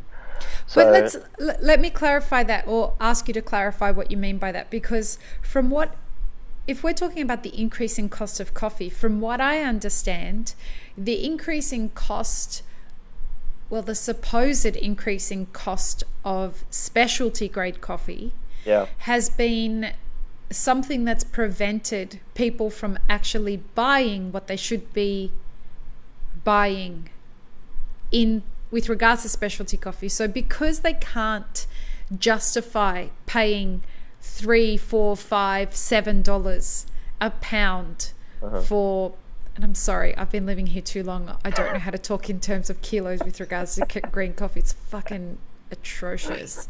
But from what I understand, and from my conversations with the great Mark Dundon, the fact that the margins with regards to a cup of coffee, because they haven't been going up, because they are limited, roasters are finding it difficult to actually pay for or pay the proper price for specialty grade coffee. Is that what you guys are experiencing? I don't know. I haven't done the numbers in terms of a cost analysis to see how much the raw product actually represents on a percentage basis in a cup of coffee, because in a cup of coffee you've got milk, you've got water, you've got electricity, you've got the machine, you've got the staff, you've got the rent, you've got the roasting fees, you've got the storage, you've got the finance, you've got the profit margin. Then you've got the cost of green coffee that goes in there. If that increases a bit, it eats into one of the other things, and it's usually the margin, because people aren't necessarily happy to pay $5, $6, $7, $8 for their flat whites every single day. But just on that, the Financial Times did a breakdown this past week, and they showed that the average cafe is attributing 1% of the cost of a latte to the price of coffee. 1%. Yeah. Let me actually state it the way that they say it. 1% of that price is actually going to the farmer or the supply chain. Yeah, and it's a super interesting concept, and the reason why. So there's a bunch of work that we're doing behind the scenes, and can you talk about it? It should come out later in the year, and I'd love to come back and please do a little bit more. Yeah. But we're working on a mechanism that should enable a closer link and some sort of closer involvement, because even if, like you said, even if we increase the cost of a cup of coffee by 50 cents, it'll be 0.5 of a cent that goes back to the farmer, if it goes back to the farmer, right? Like, first of all, it's not a huge amount of money. Second of all, you've got to figure out how to get it to them, how to get the cash from the consumer through the cafe to the roaster to the importer to the exporter to the farmer. So that's a huge obstacle. But anyway, it's something that we're very conscious of, and we're trying to solve that piece of the puzzle and create a solution for it. A very rudimentary solution to that problem is, I have a client who went traveling with me to Central America, and we came back, and he was just like, I just want to donate a certain amount, and I want to be, conscious that it's actually going to the right place. And I'm like, dude, here's how we do it. We. So you guys developing like an app or something to make that happen? So we, the way that the rudimentary way of doing it is, you pick a supply line, or you pick a cooperative, or you pick a farmer, and you kind of go, how much can I invest? And people go about it in different ways. Some people have an idea of how they want to invest. They want to build a well. They want to buy a goat. They want to buy some solar panels. They want to fund something else. But origins are super complex, and their needs are very different. Farmer to farmer and smallholder to smallholder. So we tend to take the approach of working with the people on the ground, and the locals and the community leaders or the organizations that are operating there, that are more aware, and they're better aware of the needs of these folks. Mm-hmm. So what we do is we tend to partner up with either these communities or companies or like village elders to consult the people that are going to be impacted by this, and go, what do you guys need? How can we help you generate either a better quality product or differentiate yourself, or how can we help you add value in order for you to be a sustainable business? And sustainability is a word that gets thrown around a lot. There's a bit of greenwashing in the industry. We have people talking about it in so many different ways, but what we're talking about here is sustainability from a livelihood point of view, whatever that means. Well, it might mean a goat. Exactly. It might mean a goat. It might mean a solar panel, because the electricity prices will then be slashed into, by 50%, and you'll all of a sudden have a bit more income to invest in fertilizer, or to invest in some new tools, or, buy some land, or, do whatever. So the way that we've sort of approached that, and this is one of the things that really jumped out to me about Sucafina and the work that they're doing as well. So they've got Kahawatu Foundation that works in Say that again. Kahawatu Foundation. Kahawatu Foundation. You're throwing so many words at me that I can't say, bro. Start with your name. They all start with K. Khaiitbaev. That's the one.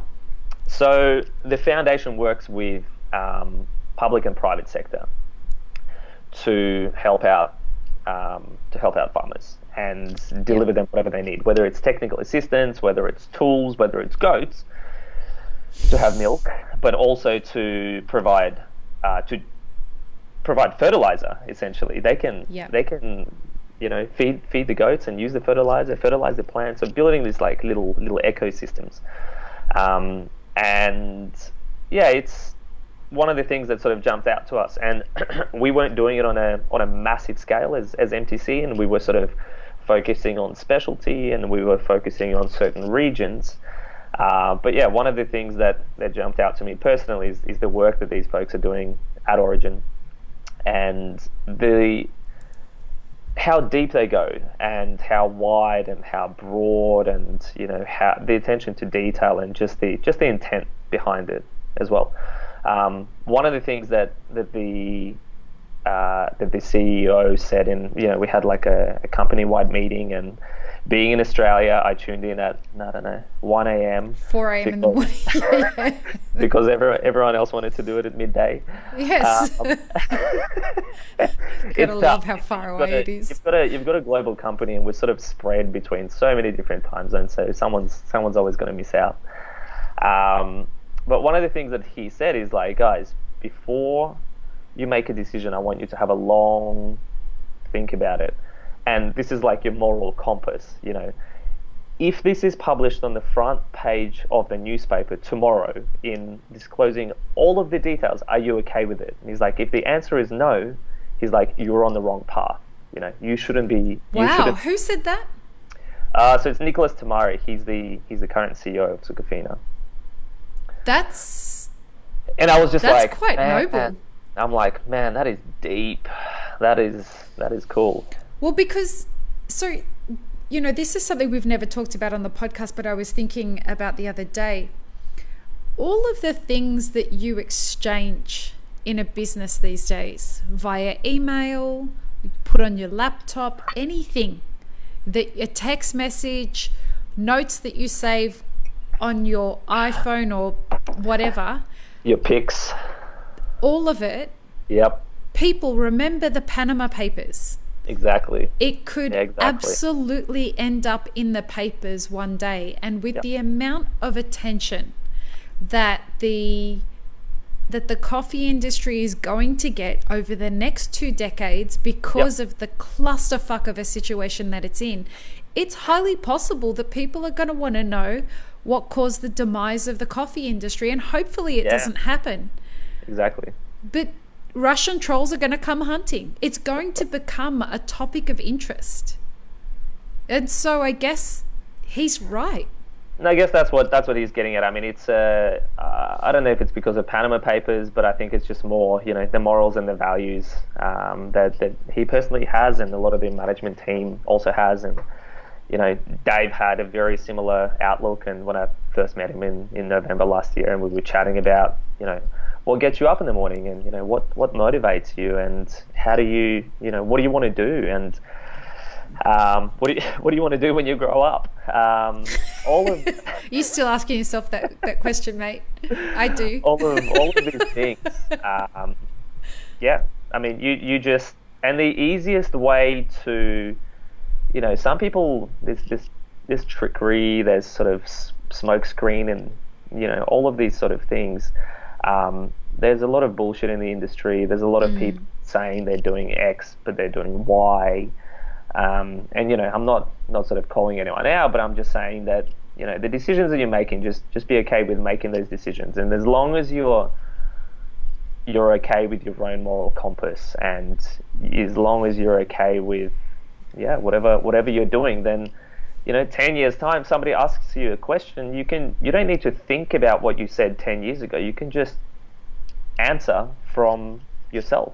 And authenticity has got to be the guiding light, right? It should be the same answer, 10, Yeah. I mean, we all change, but 10 years later on, your morals and values should still be intact. So anyway. Well, the interesting thing there is this idea that people are scared of transparency, because not sure where you all think you still have this privacy. It doesn't exist anymore. It's gone. Exactly. That was gone 5 years ago, people. Yeah. And I just see a future where at some point people are going to, because we're a very liberal kind of industry, very left-wing kind of industry, filled with youngins that are coming through that are very smart when it comes to, well, if I want to find out what somebody's doing, I know how to peek behind the veil. And they want to uncover the fuckery that's going on. So they will. And if you're not holding yourself accountable to what you are telling everyone your values are, that shit is going to come back and bite you on the ass. And you've got to start getting your house in order. And that's the thing. And that was, like I said, it was one of the things that appealed to me about the pitch from the folks when we met them in November. But also just working with them more and more, and just sitting in on, being a fly on the wall, and sitting in on these company meetings, and sort of seeing some of the work that they're doing. And I'm like, man, how do we tell people about this, Yeah. And it was just the passion, the humility, the integrity as well. And the fact that everyone is, you mentioned earlier that I'm young. A lot of the MDs at Sucafina in the different countries in the world are super young. I think the average age is like 32 or 33 or 34. Wow. Something along those lines. Like it's crazy. But, from that comes some of the things that you just mentioned. It comes the understanding of, the transparency, or like the way of doing business, and being in tune. It's the technology. It's it's being relevant. It's being up to date. It's I can can understand why. I don't know if it was a conscious decision or if they just hired based on merit. I doubt they sort of set an age bracket for their MDs, but a lot of the people are young, passionate guns. They know what they're doing. They've been working in the industry for a really long time, and they're experts at it. So yeah, it's a really cool company to be a part of. And yeah, like I said, it's some of the core values are very closely linked to who we were and where we were as MTC prior to Sucafina acquiring us. And I think that there's, like, if to think about that, I think that there was a shift in the industry that went from being stuck and rooted into the old school ways versus being or having a more open-minded approach as we move forward, because the old school ways of super dark roast and let's go hard after second crack and let's just buy the oldest coffees that everyone's been buying, and let's not change the blend, and all of these things are not going to shift the needle when things change, and things are going to change, and they're going to change hard. And that's attributed to climate change, and it's attributed to migration and immigration and the cost of doing business and the cost of production and mechanization and AI and all of these things that are coming that are going to have profound effects on our industry. And if people aren't prepared to start looking at what's going to be our industry in 10, 15, 20 years, they're fucked. They're going to be dinosaurs in this industry. Like, you look at what World Coffee Research is doing right now. For anyone who hasn't listened to the 2 Rico episodes, season 5, episode 1 and 2 that just got released of the SCA podcast. Peter Giuliani's coming on the podcast next week. And he runs that podcast, and World Coffee Research on those episodes are talking pretty profoundly about the genetic data that they have started to collect about the different varietals that grow prolifically in different regions and based on the microclimates that are there. How is it that our industry is as fucking old that it is, and this is the first time anyone's collecting this kind of genetic data? We have that sort of data. Who's we? Sucafina or the industry? As collectively, we don't share it. So there that have developed. In comes Monsanto. No, not really. But there are a bunch of companies that have worked to develop these strains, and they own the copyright, or they own that strain. And if you want to use similar for what Monsanto's done with soy. I mean, along the same sort of lines, but they're not. People aren't really enforcing it that much. There is, the Brazilian coffee industry is super developed. There is Ana Cafe in Guatemala. There are different coffee boards around the world that have dabbled, and they've done that on a national level. You're absolutely right in saying that we don't have a united global body that And this is open source. Shares. Exactly. World Coffee Research are doing all of this open source. This has never been done before. Super scientifically, they've done a partnership with UC Davis here in California, and they want scientists and organizations to get involved, and coffee farms to get involved in contributing to this research, because we don't have a gene bank for coffee trees, or for coffee seeds. Yeah, exactly.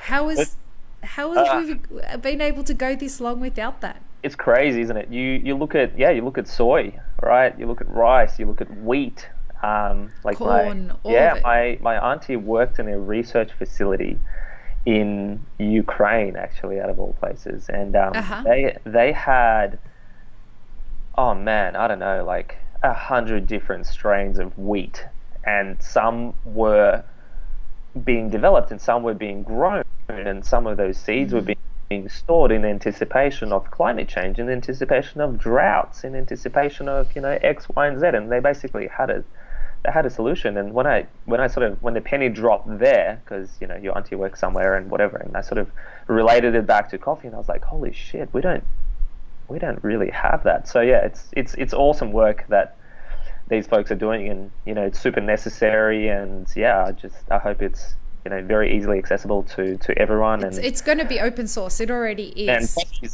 coffee's tough, right? You plant a seed, and I went through this process myself personally in your backyard 3 years ago in the office. Yeah.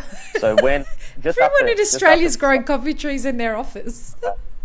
Just after we sold Mountaintop, I was like, I want to get some seedlings from Mountaintop. So you couldn't import coffee in parchment into Australia because it's technically deemed as a live organism or whatever.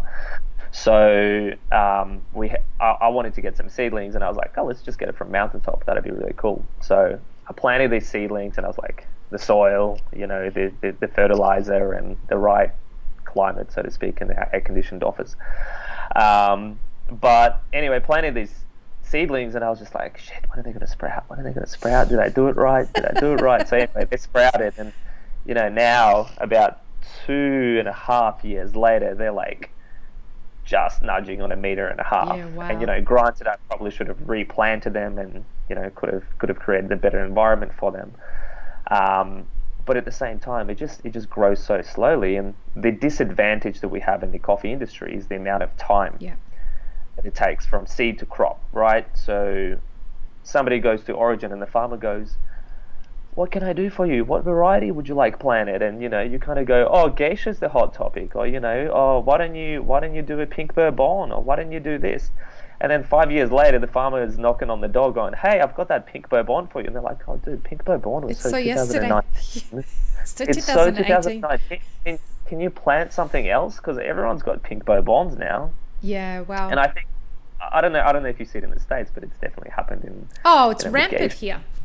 And some of the other things, and it devalues the products. And, you know, these things they take years to grow and develop. And, you know, there's the climate side of things as well. Like, is that coffee tree the right for this climate or for this soil? And will it thrive, or will it just be a waste of space and waste of time and effort? Well, some of the great stuff that World Coffee Research is doing, and I encourage everyone to go and listen to these episodes of the SCA podcast, because Hannah, forgive me, Hannah, for not remembering your last name. I've been challenged with lots of very hard to say last names today, and hers is another one, something Housen. But Hannah, who presented fabulously at RICO this year, what she talks about is that, so they, for example, they took this F1 hybrid, so that's a breeding level for anyone who doesn't know. It's the first family, the offspring of two things that have been crossed together. That's about the sum total of what I remember from my genetics degree. But so they take the F1 hybrid and they plant it in Peru, and it flourishes. But they take the same F1 hybrid, they put it somewhere in a different, let's say Kenya, and this tree that was really huge and tall and prolific with huge yields in Peru was only very tiny in Kenya. Yeah. And so then what they did was they tried this other hybrid, I think it was an F7 hybrid, in a very arid, dry climate, and it flourished. And why this is really important is because this is the kind of climate that they're anticipating is going to be the result of climate shifting from now to 2050. And we have to prepare from now, and we're so lucky to have World Coffee Research working on this from now, and that the information is going to be open source for everyone to be able to have access to. Because you look at companies like Monsanto, there's like one form of soybean now that Monsanto patented, And Correct. with their weird fuckery that they did around the world, and if you don't know what I'm talking about, go watch it's an older documentary now, but it explains it really well. Go and check out Food Inc.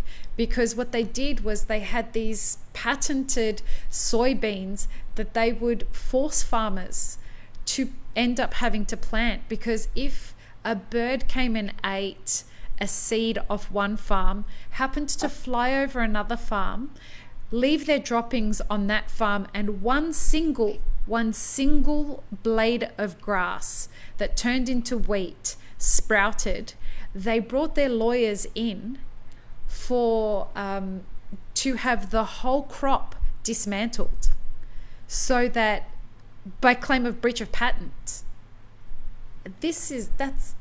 That's horrible. And the fact that World Coffee Research is leaving this to be open source so that everyone can have access to this is really wonderful. Yeah, it's great. You know, we need to prepare for it. But then, you know, beyond varieties, there's farmers, right? There's livelihoods. There's basic, just some basic skills, like how to run a business, and, like, you know, how to measure your profits, and how to understand the cost, and from that you figure out whether or not it's a profitable crop. Maybe you should plant something else. Maybe you should diversify your income. You know, which they should be doing anyway.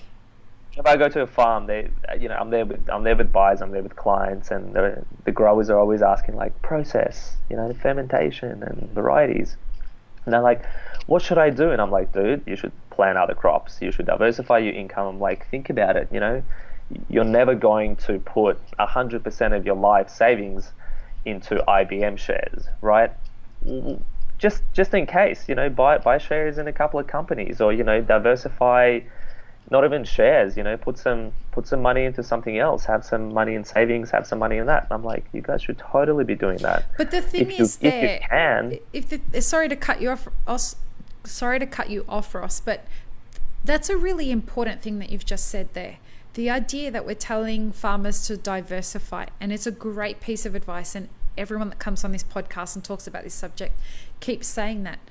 When I speak to the farmers directly, a lot of them are saying to me, everyone tells us to diversify, but nobody's telling us how. Yeah. So that's one of the things that I think I can talk about this. I hope I can. One of the things that Sucafina is working on. So they very deep in the East African supply lines. Mm-hmm. And because we're so close, I think there's something like 45 washing stations, and we're present in a bunch of, like, most of the producing countries in there.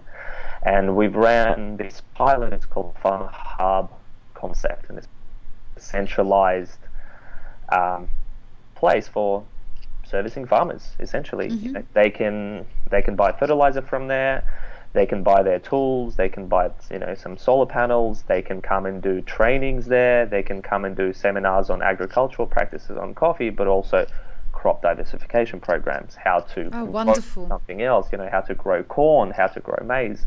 So what that does is it splits up, you know, coffee is harvested once a year, generally speaking, right? Unless you're in a couple unless you're in Brazil.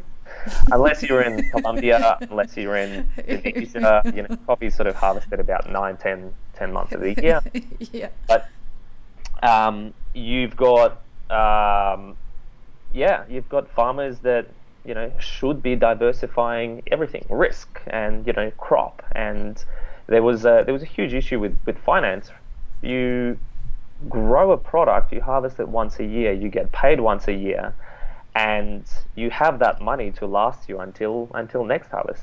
And it's a huge issue, you know, for people that aren't always educated. And I don't mean to offend anyone by that, but it's just the reality of a lot of the supply lines. That you know, smallholders particularly, they didn't go to university. They weren't taught about risk. They weren't taught about strategy and diversification programs and portfolios and these types of things. You know, basic financial principles and just cash flow management and that sort of stuff. So, yeah, what we're working on, and as far as I know, we've only done this in a couple of origins, but definitely rolling it out over the rest of them. In the near future is this Farmer Hub concept, where it's a service center to help. Are you teaching entrepreneurship there? Exactly, yeah. So we're trying to inspire entrepreneurship and a sense of ownership. There's a lot of NGO work that goes on, and it's NGO work is fantastic and it's great, Yeah. but it's great to a certain level, or it's great in a certain type of environment. There's almost like a tipping point where you stop helping people and you start enabling, and that needs to happen from within. That's a grassroots thing. You can give handouts, but how do you inspire and how do you get them to a level where they want to help themselves and where they want to be in control of their own destiny and their own products and their own bank accounts. So yeah, that's something that we're working on, and like I said, I hope I can talk about it. If not, sorry guys.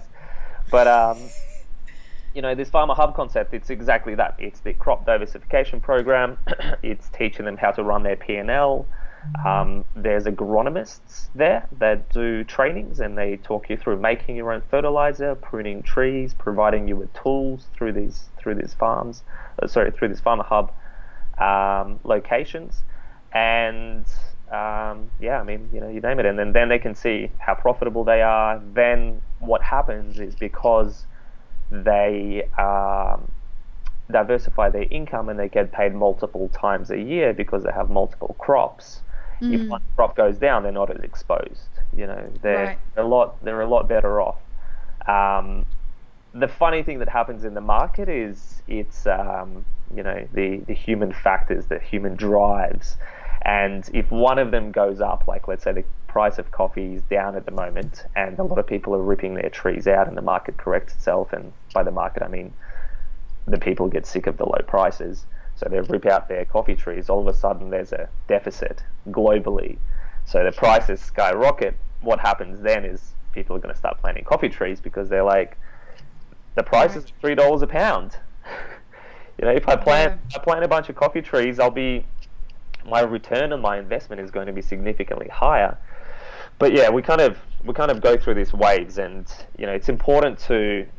we think it's important to teach them. At the end of the day, they're making their own decisions. But Well, we're to just stop trying being reactive is going yeah, to be an important part of and that. and coffee is one of those things. It's like we said, wheat and soy and corn. You plant it and you harvest it, right? You've got very very short, quick like crop cycles. You plant coffee and you wait 4 years, like 3 to 4 years until a decent crop. So it's extremely challenging. And each of the supply chains within each region are so complex, and helping people understand what the Exactly. options are available to them and how they can maximize their profits. Tell you something that I am finding farmers speaking to me about, and they actually, unfortunately, they're actually quite embarrassed about admitting this to me. Is I've been trying to find out what are the dirty secrets that, and they're not dirty secrets, but they think that they're dirty secrets, that farmers feel that they have, that they are embarrassed to admit, so that we can help them find some solutions for these things that are causing them a level of indignation. Mm. And there's a couple of things, two things. So farmers hate to admit that when you ask them, what's your cost of production, and what's your cost of doing business? Yep. And they get very embarrassed admitting to me that they don't know what their cost of production is, and they don't know what their cost of doing business is, and they feel very ashamed of it. And the couple of farmers that I've been able to talk to and help them understand that, listen, if we can show you where to get the information to learn how to do a cost breakdown analysis, because it's available on YouTube in every language. Yep. If we can help them know that this is something that they have to start learning, and I'm going out there trying to find the right kinds of organizations that we might be able to put them in contact with, that are NGOs that can teach them about this stuff. It's very encouraging and disheartening, because so let me start with the other one. It's disheartening because for so long these farmers have been in a situation whereby they haven't been able to tell anybody, I don't know how to figure out how much my crop's costing me to produce. And so I'm just going to trust that the C market is going to pay me what it's worth. Yep. And then on the other side, it's encouraging because when you share this information, that they seem to be placing so much trust in this thing that is absolutely not serving them, which is the C market, and that there is this other mechanism which feels very out of reach for them because it requires a marketing plan. It requires them to build establish relationships with roasters, with importers. You know, we're talking about relationship buying here. It's encouraging that they feel that there's finally hope when they can find a way to do the hard work that's required to understand what their cost of production is, so that, you know, to produce those, you know, 81s, 80s, 78s, so that they can then try and somehow work with someone to convert those to 84s, 85s, and hopefully 89s. Yeah, well, there's that, you know, there's improvements on quality to try and improve value. So one of the farmers, and I guess it's funny coming from a Brazilian farmer, but there are farmers in Brazil that are also struggling. Oh, there's loads of them. So there's a lot of farmers that, you know, they're mechanically harvested huge circular crop plantations where it's irrigated and it's, you know, fertilized and it's all sort of done mechanically. But then there are a lot of farmers in the mountains, right? And one of the co-ops that we work with, so the cooperative structure is, you know, the co-op is owned and run by the members, and the members pay for everything to do with the co-op. Mm-hmm. So we work with these folks, and he came out and he the export manager, the co-op manager, he came out and he was doing a presentation. He was just like, guys, I really love that, you know, we're pushing quality, and here's the trajectory that we've been going on. And it was literally like this. And, you know, it's because of technology, it's because of the market demand, and it's because the market was willing to pay for it, and all of these things. And he's like, but we're not selling container loads of auction lots.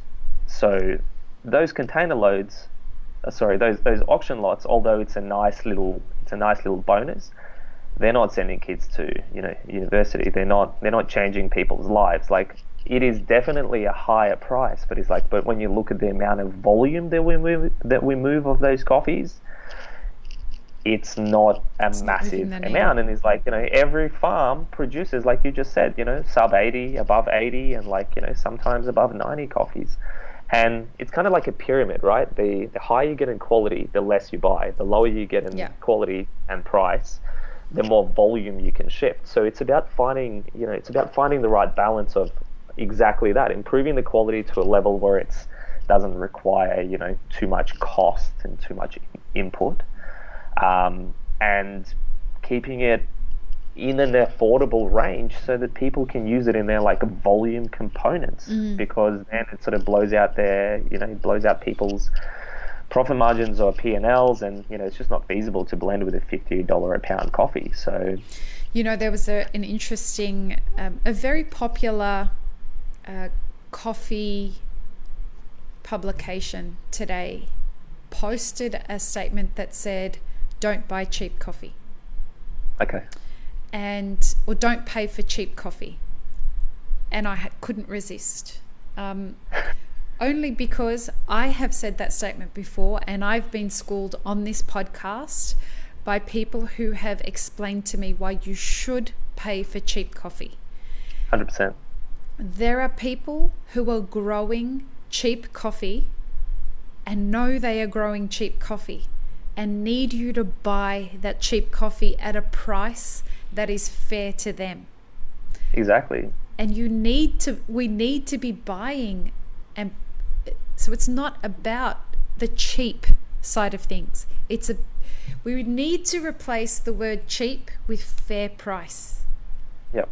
And for anyone who's listening to this who saw that post from that platform today, I want to encourage you and ask you to start being vocal. Whenever you see anybody say stop buying cheap coffee, that's actually not good for farmers.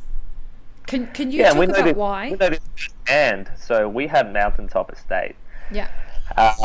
Mountaintop Estate. This is and this is in Australia, right? So we had our own challenges and obstacles. We had sporadic flowering from time to time, and sporadic flowering means sporadic ripening, and sporadic ripening means you don't get a uniform.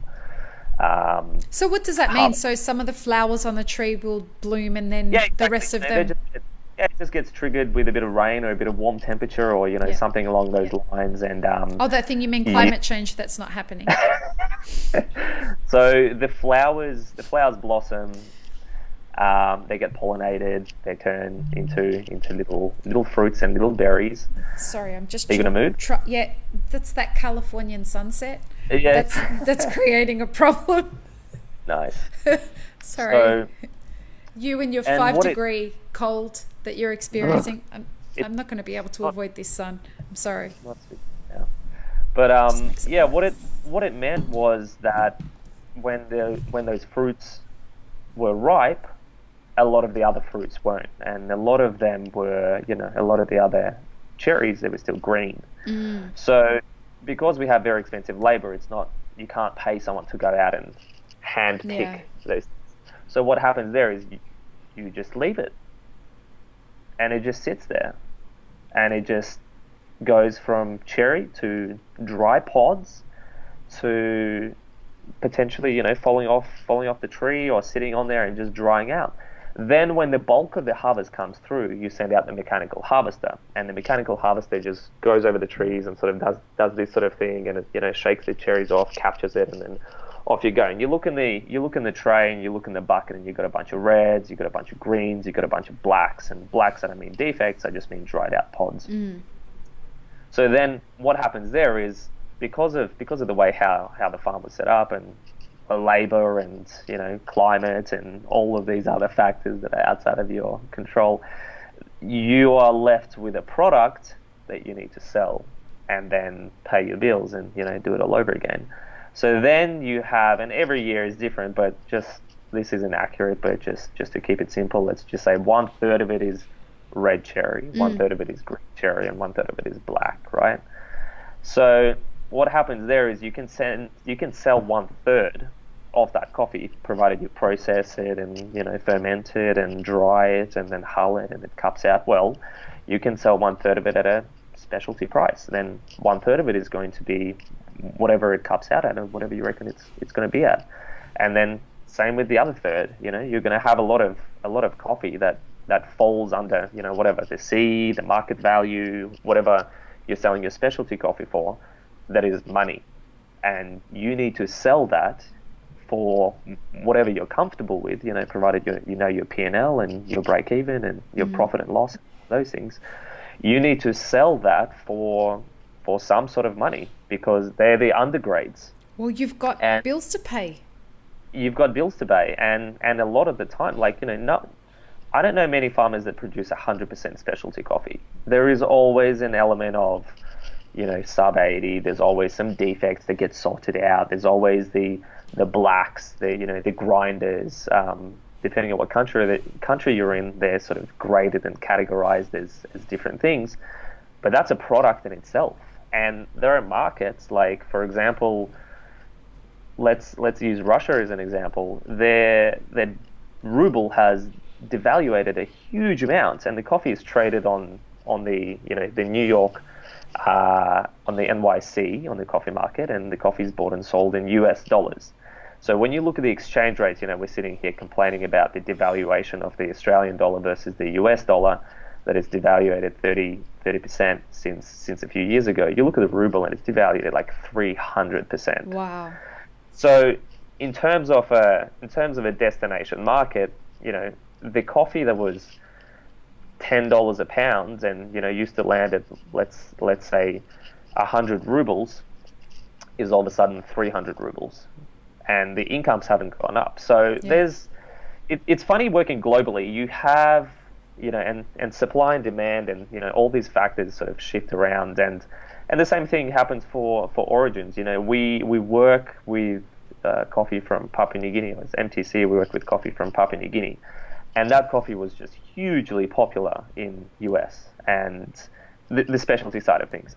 And we would say to our clients, we're like, hey, we've got this specialty coffee from Papua New Guinea in Australia. And they're kind of like, Papua New Guinea coffee, it's, inconsistent, it's fermented, it's this and that, because it was, and it is, and a lot of it is. And it's about, changing perceptions, and that's fine. That's a long, windy road. But you have a market for every bean that is produced somewhere in the world, and provided you have the network, you're able to place that product and generate some sort of an income, and then send it all the way back and put it back into the farm and produce the specialty coffee that we all love and we're all exposed to on the specialty side of the industry. Do you think that relationship buying or direct trade or whatever we want to call it, do you think that is the only way forward? Do you think that's what's going to save us? It sort of depends. So you can't really do direct trade with smallholder farmers who represent majority or 80% of the coffee in the world, right? Mm-hmm. So just on that alone, I would say no, but it also depends on how you define it and what you mean by it. If direct trade is shaking the hand with the farmer or with the picker that is grown and picked that coffee, it's just kind of impractical in that scenario. Do you call it direct trade or do you call it something else? So I call it relationship buying, and it's a value add equation. So I think it's important to, and again, direct trade's like specialty coffee, and specialty coffee is like premium coffee, and it's all these terms that sort of get thrown around. And can I ask you something there? No. This is genuinely something that I don't know. Sure. Can you do relationship buying with commodity or commercial coffee? Absolutely, yeah. Is there anything that forces you to pay the C price for commercial coffee? Is there any law or anything that says you must pay? Can you pay less? Can some there people... is in some countries there's a minimum. So some countries set a floor. Doesn't it look like I've gone to the dark side of the moon? Darth Vader. So there are some countries that set minimums, and it's the coffee boards that set those minimums. Mm-hmm. But at the same time, they need to be realistic about you're not going to sell your undergrades at the same price. So there's it's a similar concept as the C and the differentials that people use.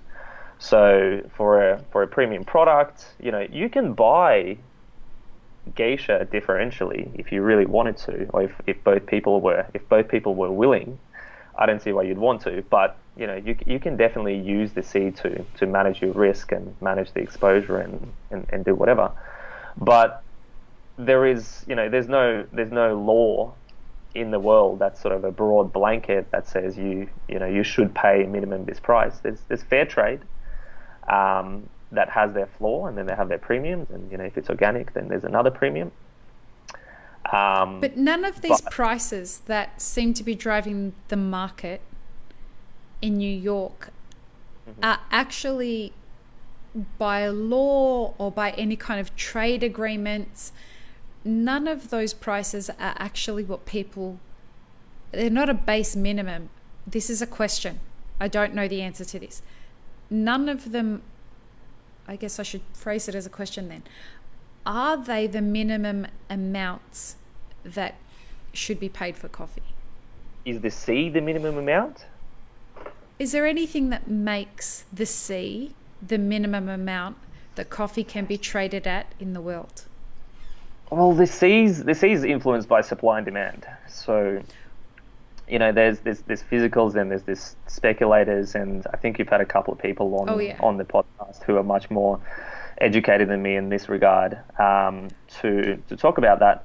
But it's purely supply and demand, and we go back to the principle of of cupping Central American options on the table, and you have swaps. You've got the Panama, you've got the Costa Rica, you've got the Honduras, and you've got the Guatemalan coffee on the table, and it's the market, or it's the roaster, it's the buyer that determines what they want to pay. So we have the substitutes that are available from different origins as well. So that makes things a lot more challenging. That doesn't take into account the minimum cost of production, or the cost of labor, or the cost of land, or the opportunity cost, and all of these other things. Do you guys, as a company, I mean, and I don't know how, given that you guys are so freshly minted as part of Sucafina, yeah. But I guess, do you guys have company values that say, well, this is the minimum amount we're going to pay for coffee across the board? Or is it more like, we're going to make sure that we pay a fair price for coffee? Yeah, we're going to make sure. Board? That's the thing. It's hard to put a figure on it, because, as I mentioned before, you have your defects that are going to go for a certain amount. You have your undergrades, then you have your lower cup quality coffees, then you have your higher cup quality coffees. Mm-hmm. So they're like a few different tiers. But yeah, what we operate on is, and actually what we're working towards, our 2025 vision, and this is with Sucafina, is for 50% of our sales to represent value added products. And what that means is away from the commodity mindset and more into the relationship value added types of transactions, where again we're linking up the roaster with the farmer, because that's the best way to show and deliver value. When you create that link, when you bridge the gap and you sort of make people care a little bit more, it's so much easier for the buyer to relate to all of those things that we just talked about. The cost of production, and is that price fair? It's the C is a risk management tool. I wouldn't say that it's an indicator of the minimum cost of coffee by any means. Before I ask my next question, I just want to know how you're going for time. I'm okay. Okay, great. Yeah. There's a rabbit hole I want to go down, and we could go deep, but I just want to make sure that I'm being respectful of your time before we go down this rabbit hole. Okay, sure. So there's something that's been tossing around in my mind, that I guess in the last 6 months that I've been having conversations with people like you, people who are making decisions about the prices that are going to be paid for coffee. And people who tell me that we pay a fair price for coffee. And I, one thing that I'm really excited about is that people have a genuine drive to want to pay a fair price for coffee. Yep. What I'm confused about is, and I hope you can help me get unconfused by this, how do we know that we're paying a fair price for coffee if the farmers don't know what the cost of production is?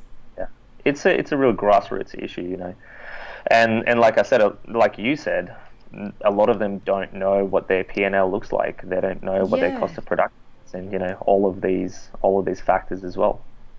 Yeah, it's something that you've got to work on with these folks, and particularly in specialty coffee, because you're asking them to increase quality and do raised bed drying and invest in fermentation tanks, and right, like planting different varieties, like all these things that we're asking them to do, for us to then turn around and cup the coffee and be like, what, I thought it was going to be an 88, but it's an 85, and it's not really worth X, Y, and Z type of approach. So I'm not going to buy it anymore. That's just tough, and this is one of the challenges, I guess, that the farmers are facing when they do go down that path and they start sort of catering to the market. They could potentially get caught out, if the product doesn't stack up, and we have it all the time, and it happens to us, and we're working with farmers and we go, hey, let's work on this project, and we figure out a way around it together, because it's all about trying new things out, and it's all about experimenting. So we take a small batch of coffee, and we do X, Y, and Z. And for example, in Timor, we did a trial of something like, I don't know, 20 raised beds or something.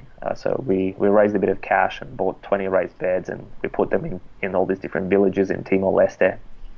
And it was great. They usually dry their coffee on tarps, so they pick the coffee super rudimentary. Like, I'm gonna send you some pictures, you won't believe it. Oh, but please do.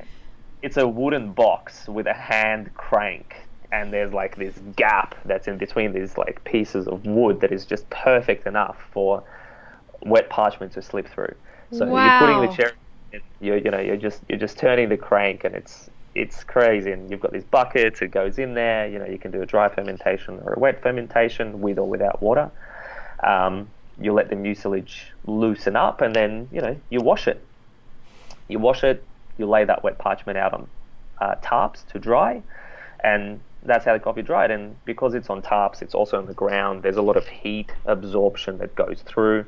The tarps hold on to the heat from the sun, so the coffee dries really quickly, and it dries in 5 days or something along those lines. So by our standards, it's too quick, right? Yeah. It creates a bit of a unstable shelf life, and the quality can degrade a little bit faster. So what we did is we were like, hey, why don't we try out these raised beds? And they were great because it saved their backs. They didn't have to sort of bend down and Yeah. and turn the coffee on the ground. It had increased and improved the cup score and improved the cup profile of the coffee. But the side effect of that was the coffee took 3 to 4 times longer to dry because it was on a raised bed. Right. That was now aerated from the top and the bottom. There was air circulating. There was even slow drying, and all of a sudden, the farmers had to spend 3 to 4 times the amount of time to dry it on a raised bed. So, what's a fair price for that coffee? Exactly. So my question there is, can you recoup those costs for the farmer in the price that you're paying them? And that's the whole thing about value add. When we're asking them to do things, we're sitting down with them and we're going, okay, what's the process? And this is particularly in the Timor project. And like I said, I'm new to the Sucafina approach and how they operate in their origins. Mm-hmm. But through the Khaiitbaev Foundation and everything that I've seen and so far, it's a similar approach as well. And you sit down and you figure out your costs, and you try and figure out the inputs and the critical times and how much things cost you and what you need to make for the coffee in order to break even, what you need to make for the coffee in order to generate a profit, and so on and so forth. So the coffee that we did in Timor, we sold it at double the C, and it's not at the time, this is 2 years ago, it was a very good price. And Life-changing price? It depends. So if you're moving volume, then absolutely. Yeah. If you have a market, and it's all about that sort of sweet spot, and I think it's about keeping the price competitive so that people can use it in volume, but also keeping the price high enough. So there's this golden line. And as soon as you sort of cross over that, all of a sudden people are like, oh, you know what, it's more of a single. And your volumes just go down like tenfold, if not more. So it's about that fine line, and it's about that balance. But also at the same time, what you can do is you can help them find efficiencies, by breaking down and understanding what they're spending their time and money on. There's the quality improvement, there's the yield improvement. If you're helping them produce twice as much coffee as they were a couple of years ago because of some basic, pruning principles, or helping them with fertilizing their plants and keeping them healthy. So you're doubling their income. If you're doing that, then you're increasing the cost per pound or per kilo. So again, there's a nice little bump up. And then if you're helping them improve their efficiencies, and I guess this is where the bigger organization steps in.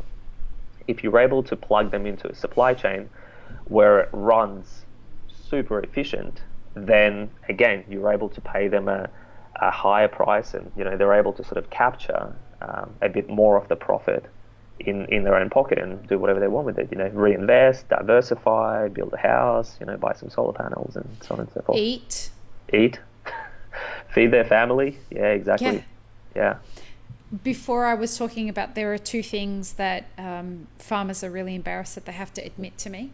And the first one that I said to you is that they don't know how to calculate this cost of production.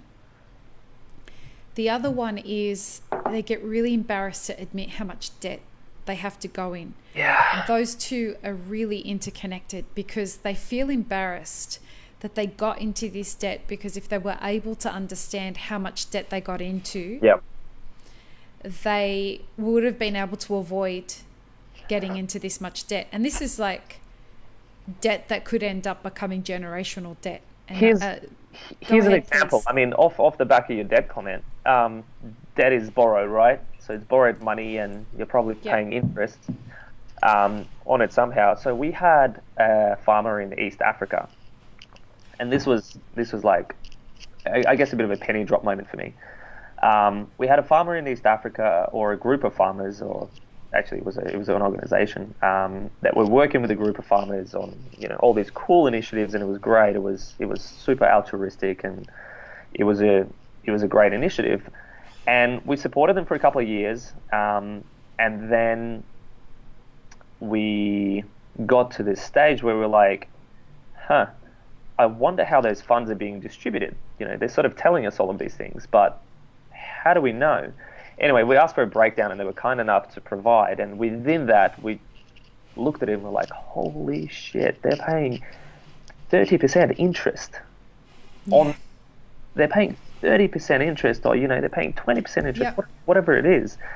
It was just so high, and we're like, and that money is money that's not going. It's dead money. It's just dead money, and they're the types of efficiencies. And same sort of thing with milling, same sort of thing with access to fertilizer. If you're able to buy in bulk and resell it at a better rate, sort of subsidize it through economies of scale, then that helps them out. And if you're able to give them access to finance, it's fine to borrow money. It just depends on, is it going to be a good debt, or is it going to be a bad debt? Yeah. And if it's a good debt, is it earning you money? And are you utilizing that in the right way? So it's like a grassroots exercise. And that was a bit of a moment for me, that I was like, man, we've been paying the right amount here. And I guess it's the whole discussion around FOB prices and things like that. We were paying a high FOB price, but where that money wasn't, who's getting the majority of that money? Portion of that money was dead money due to inefficiencies. Well, the other parts about this that I'm learning about that is dead money. Things like when farmers have to pay off cartels for security. Yeah. Prices that they have to pay in excess to quotes. All of these things that, I'm fortunate and privileged enough that I get to have fabulous people like you come on this podcast and tell me about this stuff. I don't fucking know any of this stuff before. So to break it down, quotes is middlemen. I'm sure you've covered it on one of your podcasts before, but there are good and bad middlemen. Yep. So, there are people that sort of strong arm farmers, and there are others that really help these guys out. And middlemen's, whatever, like, it's the collectors, it's the exporters, it's the importers, it's whoever. But the really important question to ask is, are they adding value, and how are they adding value? Because if they're adding value, it's totally acceptable for them to be involved, because if they're providing access to economies of scale, if they're providing transport, or if they're doing something else, provided they're going about it in the right way, then in my opinion, I think it's great. It's great. It's enabling. It's giving them access. They're getting paid quicker, or whatever, so on and so on. Whatever and so forth. they need, right? But it's the situations where that's not quite the situation. Yeah. This, and the more I dig, the more I'm starting to realize, like, this is way more complex than. And we're talking broad here, right? Oh yeah. You start drilling down into countries, and then you start drilling down into like regions, and then sub-regions, and there are different challenges. There is. Give you an example of one that blew my. This was, I guess, the first time I started to get a clear understanding of the complexities of this dead money. We talk about $3 a pound is a reasonably good price right now. Yep. And so there was this coffee farmer. I'm not going to talk about who it is or what origin it is because I want to protect their identity. I have lots of very private conversations with coffee farmers from around the world now. Now, this coffee farmer was trying to get a mill approved for a region of small farms. They had figured out how they were going to fund it. They just needed approval. One of the cartels was paying off the governor. Yeah. To make sure that every governor that took office never approved this mill. Why? Because the cartel owned the other mill that these farmers had to take their coffee to. Yep. And so the governor had said to these farmers, if you pay me more than the cartel, I'll approve it. They can't afford to pay. They can barely afford to pay for the fucking mill. How are they going to afford to pay the bribe? It's crazy, isn't it? And this is like, not only are they taking on board all this debt. And it's super interesting you mentioned this. I mean, it's cartels, and you've also got the government in there. Technically speaking, it's corruption. Yeah. Technically speaking, it is government. It is cartels, and it is whatever mechanisms in place. Bad operators through the whole thing. But it's just bad operators. That's exactly right. So, and it's something that we deal with on a daily basis. We have to navigate those waters as a company that's operating in these different countries, and sometimes the government changes the regulation and they go, you know what, you're going to have to do X, Y, and Z now, and everyone's like, what? That makes no sense. We can't pre-finance farmers. We can't do this now. We can't do that. Like, they're trying to sort of dictate the free-flowing market movement. So they're trying to set boundaries, and sometimes they're good, but sometimes they're bad. And yeah, there's a crazy world out there, and like I said, each origin is completely different, and the governments sometimes do the right thing by the people, sometimes they do the wrong thing by the people, and yeah, there's a lot of corruption. I mean, we're dealing with developing countries and developing nations. And a commodity that's highly traded, and if traded on an economy of scale, could earn some people lots of great money if they're taking just a little bit on the side for each container that goes out. And if everybody along the way is taking just a little piece, the FOB price versus the farm gate price could really become oceans apart, right? Yeah, exactly. And then, the efficiencies that we just talked about, the dead money, where is it being milled, how's it being financed, and a lot of the things in between. And yeah, it's crazy. If anybody's listening to this podcast, I haven't said this publicly before, but I do actually have a project and an idea that I need financed that could actually shift the needle on this. And we probably need $100,000 in financing to do it, and it would directly benefit the farmers.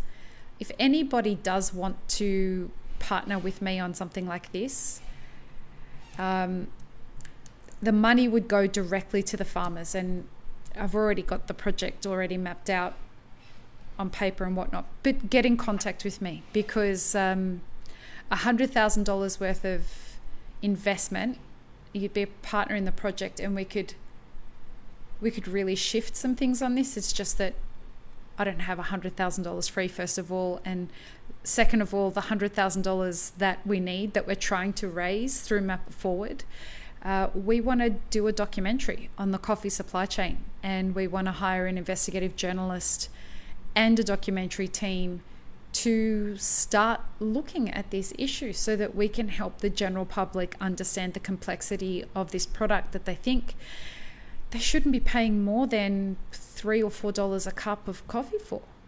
Yeah. And as a priority, this is a long-term project that we have to ahead of us as an industry to fix this. I'm curious. Let's chat about it off air.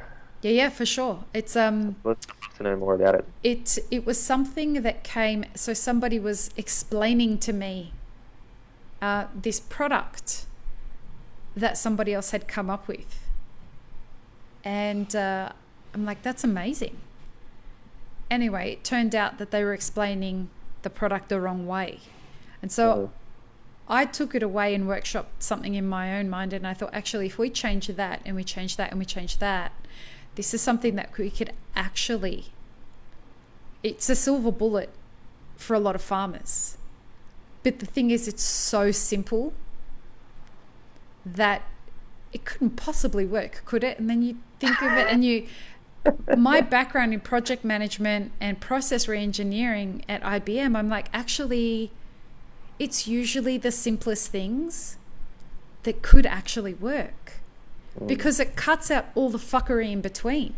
It cuts out like this idea of FOB and blah, blah, blah, blah, blah. Anyway, I don't want to talk about it too much, because if I can't raise the funds to do it now, I do want to do it sometime into the future. And I want to make sure it's protected so that somebody doesn't take it and do it and make a lot of their own money off it. Like, I need this to be something that benefits primarily the farmers first. It needs to be something that gets to, and for however we define farmers, it needs to be the growers that benefit from this first. And so, if anyone, and I'm happy to obviously get you to verbally tell me you can happily to adhere to an NDA, a verbal NDA. But yeah, I'd love to chat with you about it, and anybody who does want to contribute to something like this. I'd love to even crowdfund it, but the problem with doing something like that is once you talk about something like this publicly, somebody's going to take it, and I don't trust it. Look, our industry has shown me that there are enough clowns out there that are happy to take a good idea and make what they can off it, but there's a lot of people shifting things around out there, and you think you're doing the right thing by paying a high FOB price and dealing with X, Y, and Z, and you find out a bunch of stuff behind the scenes, and sometimes it's intentional and sometimes it's not intentional. And like the example that I just gave before, and we're like, you are crazy for paying 30% for finance, but they don't know how to get out of that situation. But we go across the border, like 5 kilometers this way, we have a washing station that the cost of doing X is this, the cost of doing Y is this, and the cost of finance there is 10% or significantly less than whatever it is for you. So this is madness. I wonder if there's a way that we can, and this project that I want to do with the mapping of the coffee supply chain, I'm hoping what ends up happening through this process is that we can start to see a lot of the gaps that are exposed, so that I can, and we're going to make it public and open source so that everybody can see as we put this together where the gaps are, so that people can come in and see opportunities, whether that be an NGO or a for-profit company that's going to help plug a gap that makes the supply chain flow better. Because I'm a big fan of conscious capitalism. I think it's great because it drives competition and it drives growth and it drives the idea that we do things better. But I'm not a fan of people that are out to fuck other people over so that they can get a bit of gain or a lot of gain. That doesn't help anything. What that's going to end up doing is making coffee a commodity that only the very rich can afford, both to farm and to buy. You know, that at that point you've got hedge funds owning farms. The small producers end up in caravans heading towards a border that's 15 minutes away from me, and that does nothing. You end up with lots of countries in conflict and nobody's thriving. We should be trying to create a supply chain that thrives for everybody. Which leads me to my next question. Let me ask it a different way. I used to ask this question by saying, who's making all the money in the coffee supply chain? I've decided to change the way I ask that. Do you think there's anyone in the coffee supply chain that's making all this money that we think somebody's making? Look, it's tough. Supply chain is big and broad. There's enough information out there to sort of figure out, you know, who's making what margins. There's a bunch of people publishing, you know, transparency reports and all of those types of things, and you know that stuff's great. But at the same time, you need to not necessarily look at the dollar value or the percentage, but it's the whole value add thing. Like, what are they adding to this product? What's the value that they're bringing? And you know, the auction coffees, they're super expensive, but they serve a massive purpose. You know, they are the pinnacle of the industry. People look up, and although, like I said before, that you know, they're not necessarily, the amount of money that's generated through that exercise is sometimes a break-even exercise for farmers. Yep. When they're selling coffees at auctions, but sometimes they're making a bit of money, you know, through doing that. What it is giving them is exposure. It's giving them exposure. It's helping them with marketing. So those types of things, it's really hard to put a dollar amount on it. And you know, the margin is there, so to speak, because it looks like it's a high yielding product, and you know, you take it all the way to the destination side and you put it in a cafe, and you know, you take a $50 a pound coffee and you sell it for $200 a kilo in a little jar that's 100 grams, and you know, it's $20. It seems expensive, but at the same time, you think about the same thing: the cost of finance, how much it costs to bring it in, the marketing that went in behind this, the volume of coffee that, you know, they're selling, the pamphlets that they need to send out, the events that maybe somebody's putting on around it to promote the coffee and promote the farmers. So yeah, I would just encourage everyone to think about, you know, to look at the prices, think about the actors involved in the supply chain and whether or not they're adding value, and you know, what you think that value add should look like in terms of percentages or in terms of costs. If you were to, and we'll wrap it up with this, if you were to say that if you could wave a wand and encourage people to focus on 3 things when it comes to the coffee supply chain, what would it be? Where do you think we're lacking? Pay more money for coffee. That's a really easy one. This is the specialty side of things. You know, I feel like we underpay a lot of people for the work that they're doing. Same thing happens in cafes. Same thing happens in cafes. Yeah, exactly. If I had a magic wand, it would be amazing to basically have farmers be able to deliver a final product directly to the consumer. But you know, that's not necessarily possible. Where, you know, we always draw parallels with the wine industry. Like, yeah, sure, we're similar. I wish we'd stop doing that. You know, well, in a couple of different ways, but we're so different. Mm-hmm. The product is not bottled at origin. It's not. No. It's not taken to its final stage and then put in a vessel and then delivered to a consumer with the message and the quality and everything else that was intentionally done by the person that produced that. Like, we're so far apart from that. And the drinker doesn't go to where it's fucking grown to Exactly. sit there and drink a $150 bottle of wine so that they can take a photo with the vineyard in the background and say, look where I am, you know, at a vineyard that's got a day spa in it. Yeah, I wish people would And stop drawing I that. guess the third thing would be for people just to be open and honest with their intentions. And it's Oh, I fine like that one. to generate an income if that's what you want, but don't say that you're helping people in the meantime, and you're doing X, Y, and Z if you're not, and vice versa. If you're a specialty direct trade coffee professional that's going above and beyond everyone else in the industry and genuinely doing the right thing by the farmers, there are people out there that do that. They should be able to differentiate themselves in a market. It's not fair that their message is diluted because of the market and because everyone else is looking and they're just going, oh yeah, we do that. Here's a picture, or Yep. here's a story. So I think that, and I have a couple of clients like this. I've got a client who, this is I guess a bit of a silly example, but he doesn't believe in latte art. And That's so Australian, isn't it? this isn't a dig at the World Latte Art Championships, or this isn't a dig at any baristas, but the intention behind it is super pure. The reason why he tells his baristas not to do latte art is because he doesn't want people to look at how pretty the coffee is. He wants them to taste the coffee and pay attention to the flavors are. Okay. Anyway. I think that that's really interesting. I've had many debates with people about that, especially having come up through the industry at a time when latte art was just becoming a thing.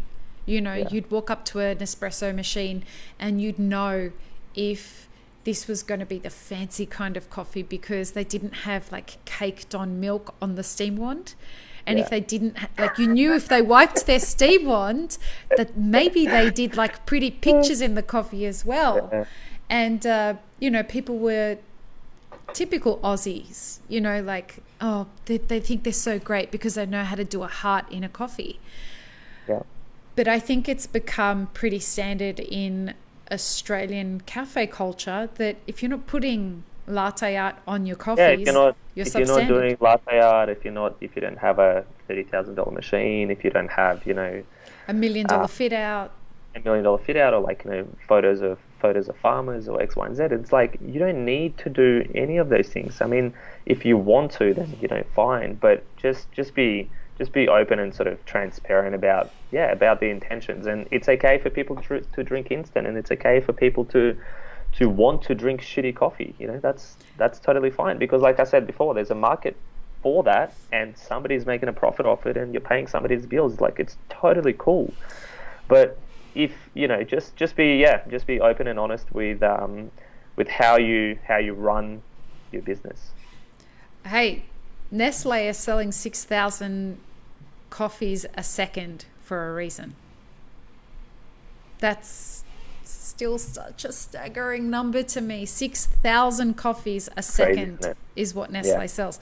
And so when we're sitting here, being all masturbatory about the specialty coffee scene, it's like the tiny tip of the mountain of what companies that are that big are actually buying. Is it 120 million pounds of coffee that are purchased, that are grown every year? I think it's 100. So we've got, this year we had just around 160 million bags. 160 million? 160 million bags. So multiply that by 60 kilos and 2.246. Yeah, so the number of specialty bags that we're talking about in that compares nothing to when you're talking about companies that are looking at 6,000 cups that they're selling per second. But you know what? If they started buying specialty, they would drive us out of the market. So. Yeah, absolutely. We couldn't afford to compete with them. Exactly. I know I said that was going to be the last question, but with regards to that, if farmers started all shifting towards specialty, would that be something that would drive us out of a market?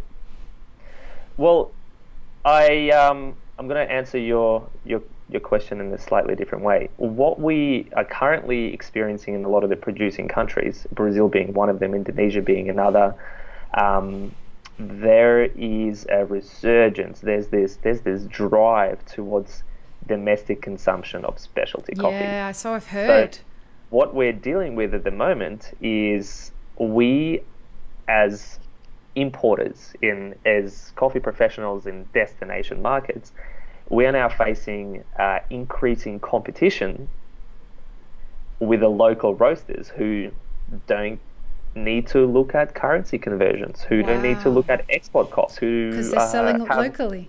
Exactly. They're just driving up. So my colleague Daniel, he's based in Indonesia, and he's just like, man, it is crazy. People are going up to these farmers. They're just buying a bag of coffee on the back of their motorbike, and then they're riding down the mountain and roasting it up and selling it. He's like, they're doing direct trade. They're negotiating on the prices. They're paying them in local currencies. There's this and this and that. So we're already facing that. We're already feeling this So squeeze. interesting. The specialty coffee scene, as it sort of grows and develops all around the world, and particularly in producing countries, we will certainly feel the pinch, and inevitably we will have to pay a little bit more for specialty coffee. Start thinking a long term, people. It's everything that I'm encouraging people to do. Like, there is so much going on around the world that is happening before our eyes, and we're not paying attention to it. Right. Things like mechanization that are going to remove farmers from coffee farms when hedge funds buy out these farms at really cheap prices and invest in machines that can do all the farming. AI is going to be an interesting one to watch into the future. It's crazy, isn't it? It is. Dude, thank you so much for this conversation. I hope you've enjoyed it as much as I did. Yeah, it was awesome. Thank you so much for having me. It was really nice to go through the process, and although the technical problems, I'm so sorry. Back about 45 minutes, I think the conversation was well worth it. Thank you. And I need to now connect you and Josh Wilbur, who is the only other guest that this has ever happened with.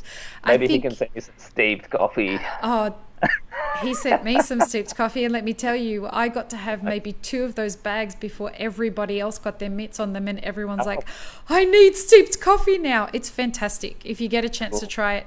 I'm going to be in Australia in probably we're thinking of doing our next conference in Australia towards the end of the year, so I'll have to bring you some, as well as some elixir. Awesome. I'd love to try it. Perfect. Done. Thanks everyone for tuning in, and we will be back with you next week for a conversation with Peter Giuliano from SCA. Bye, Ross. Thanks for your time. Thank you. Bye. Bye.